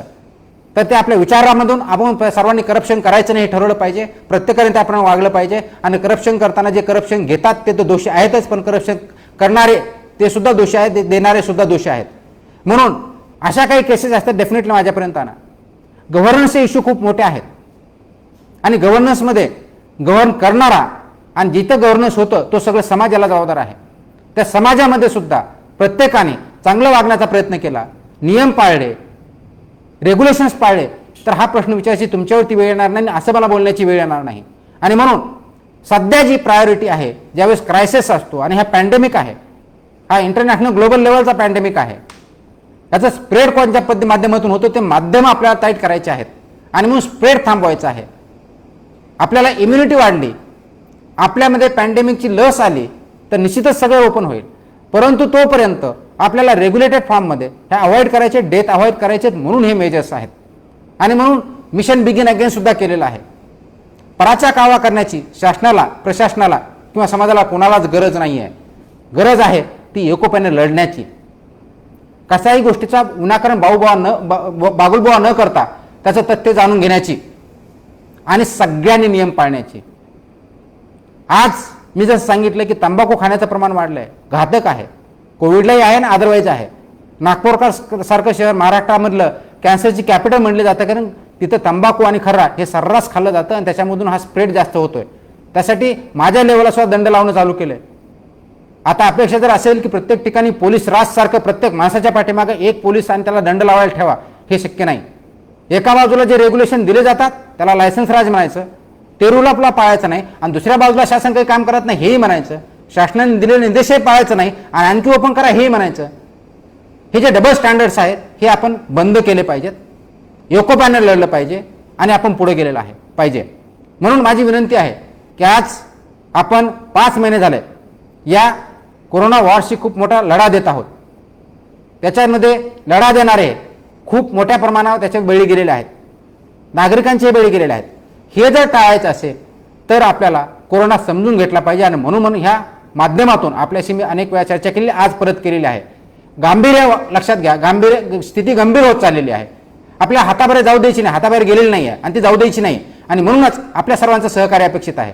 आता सण चालू झालेले आहेत, आता गणपती फेस्टिवल चालू झालेला आहे, हा मोहरम येतो आहे, याच्यानंतर अनेक सण येणार आहेत. या सणामध्ये हे रेग्युलेशन आपण केलेले आहेत का, की सण साजरा करत असताना आपल्याला ह्या गोष्टी कॉम्प्रोमाइज करून चालणार नाही, आरोग्य कॉम्प्रोमाइज करून चालणार नाही, कोरोना कॉम्प्रोमाइज करून चालणार नाही. आणि म्हणून गणपती बाप्पा ज्यांच्या दृष्टिकोनातून ज्यांना आपण विघ्नहर्ता म्हणतो, आज आपल्याला सर्वांना स्वतःचा, कुटुंबाचा आणि समाजाचा विघ्नहर्ता बनण्याची वेळ आलेली आहे. ते दायित्व आपल्यावरती आहे. म्हणून सर्वांनी गर्दी न करता घरच्या घरी हे सण साजरे करा, कोविडचे नॉर्म पाळून करा. निश्चित आपण आनंदी राहाल, कुटुंब आनंदी राहील, समाज आनंदी राहील. म्हणून आज जी गरज आहे प्रत्येकानं योद्धा बनण्याची, विघ्नहर्ता बनण्याची, स्वतः लढण्याची आणि पराजय न स्वीकारण्याची, सहकार्य करण्याची, दुसऱ्यावर टीका न करता सहकार्य एकत्र करून या कोरोनाला आपण हद्दपार करूया. आणि कुठं जे मला कोणतरी बोलताना बोललं की अज्ञातवास गेले, मी अज्ञातवासात गेलेलो नाही आहे. मी मिशन बिगिन नंतर दुकानं व्यवस्थितरित्या चालतं की नाही, ऑड इव्हन आहे की नाही, रस्त्यावरती फिरलोय, दुकानात जाऊन दुकानदाराला समज दिली आहे, दंड लावले, हॉस्पिटलमध्ये ICU मध्ये जाऊन मी तपासणी केलेली आहे. कोणत्या गोष्टीची गरज आहे त्याचा दररोज आढावा घेऊन त्याच्यावरती उपाययोजना दररोजच्या दररोज केल्या जात आहे. बेडची कमतरता कुठे, डॉक्टरची कमतरता कुठे, स्टाफ कुठे, ह्या सर्व गोष्टीच्या बघून त्याच्यावरती उपाययोजना केली जाते. CCCच्या बेडच्या बाबतीत केली जाते. ज्या ज्या ठिकाणी आपण कदाचित कधी कुठे गेलेला नसाल त्या ठिकाणी मी जाऊन आलेलो आहे. ते का, तर मी अज्ञातवासात नाही आहे, फ्रंटवरती आहे, काम करत आहे, माझी टीम पूर्णपणे काम करत आहे, त्याच्यामध्ये सर्वांना समोर घेऊन जात आहे. अज्ञातवासात मला जायचं नाही आहे, मला कोरोनाला अज्ञातवासात पाठवायचं आहे. त्यासाठी मी लढत आहे, आपण लढत आहात. आपण सर्वजण मिळून या कोरोनाला कायमस्वरूपी अज्ञातवासात पाठवूया आणि आपली सण सणावळी योग्य प्रकारे पार पाडून आपली जबाबदारी जाणून घेऊन स्वतः, कुटुंब आणि समाजाचा विघ्नहर्ता बनवूया एवढीच अपेक्षा करतो. आपण सहकार्य कराल ही अपेक्षा ठेवतो आणि आजचं आपलं इंटरॅक्शन इथंच थांबवतो. नमस्कार.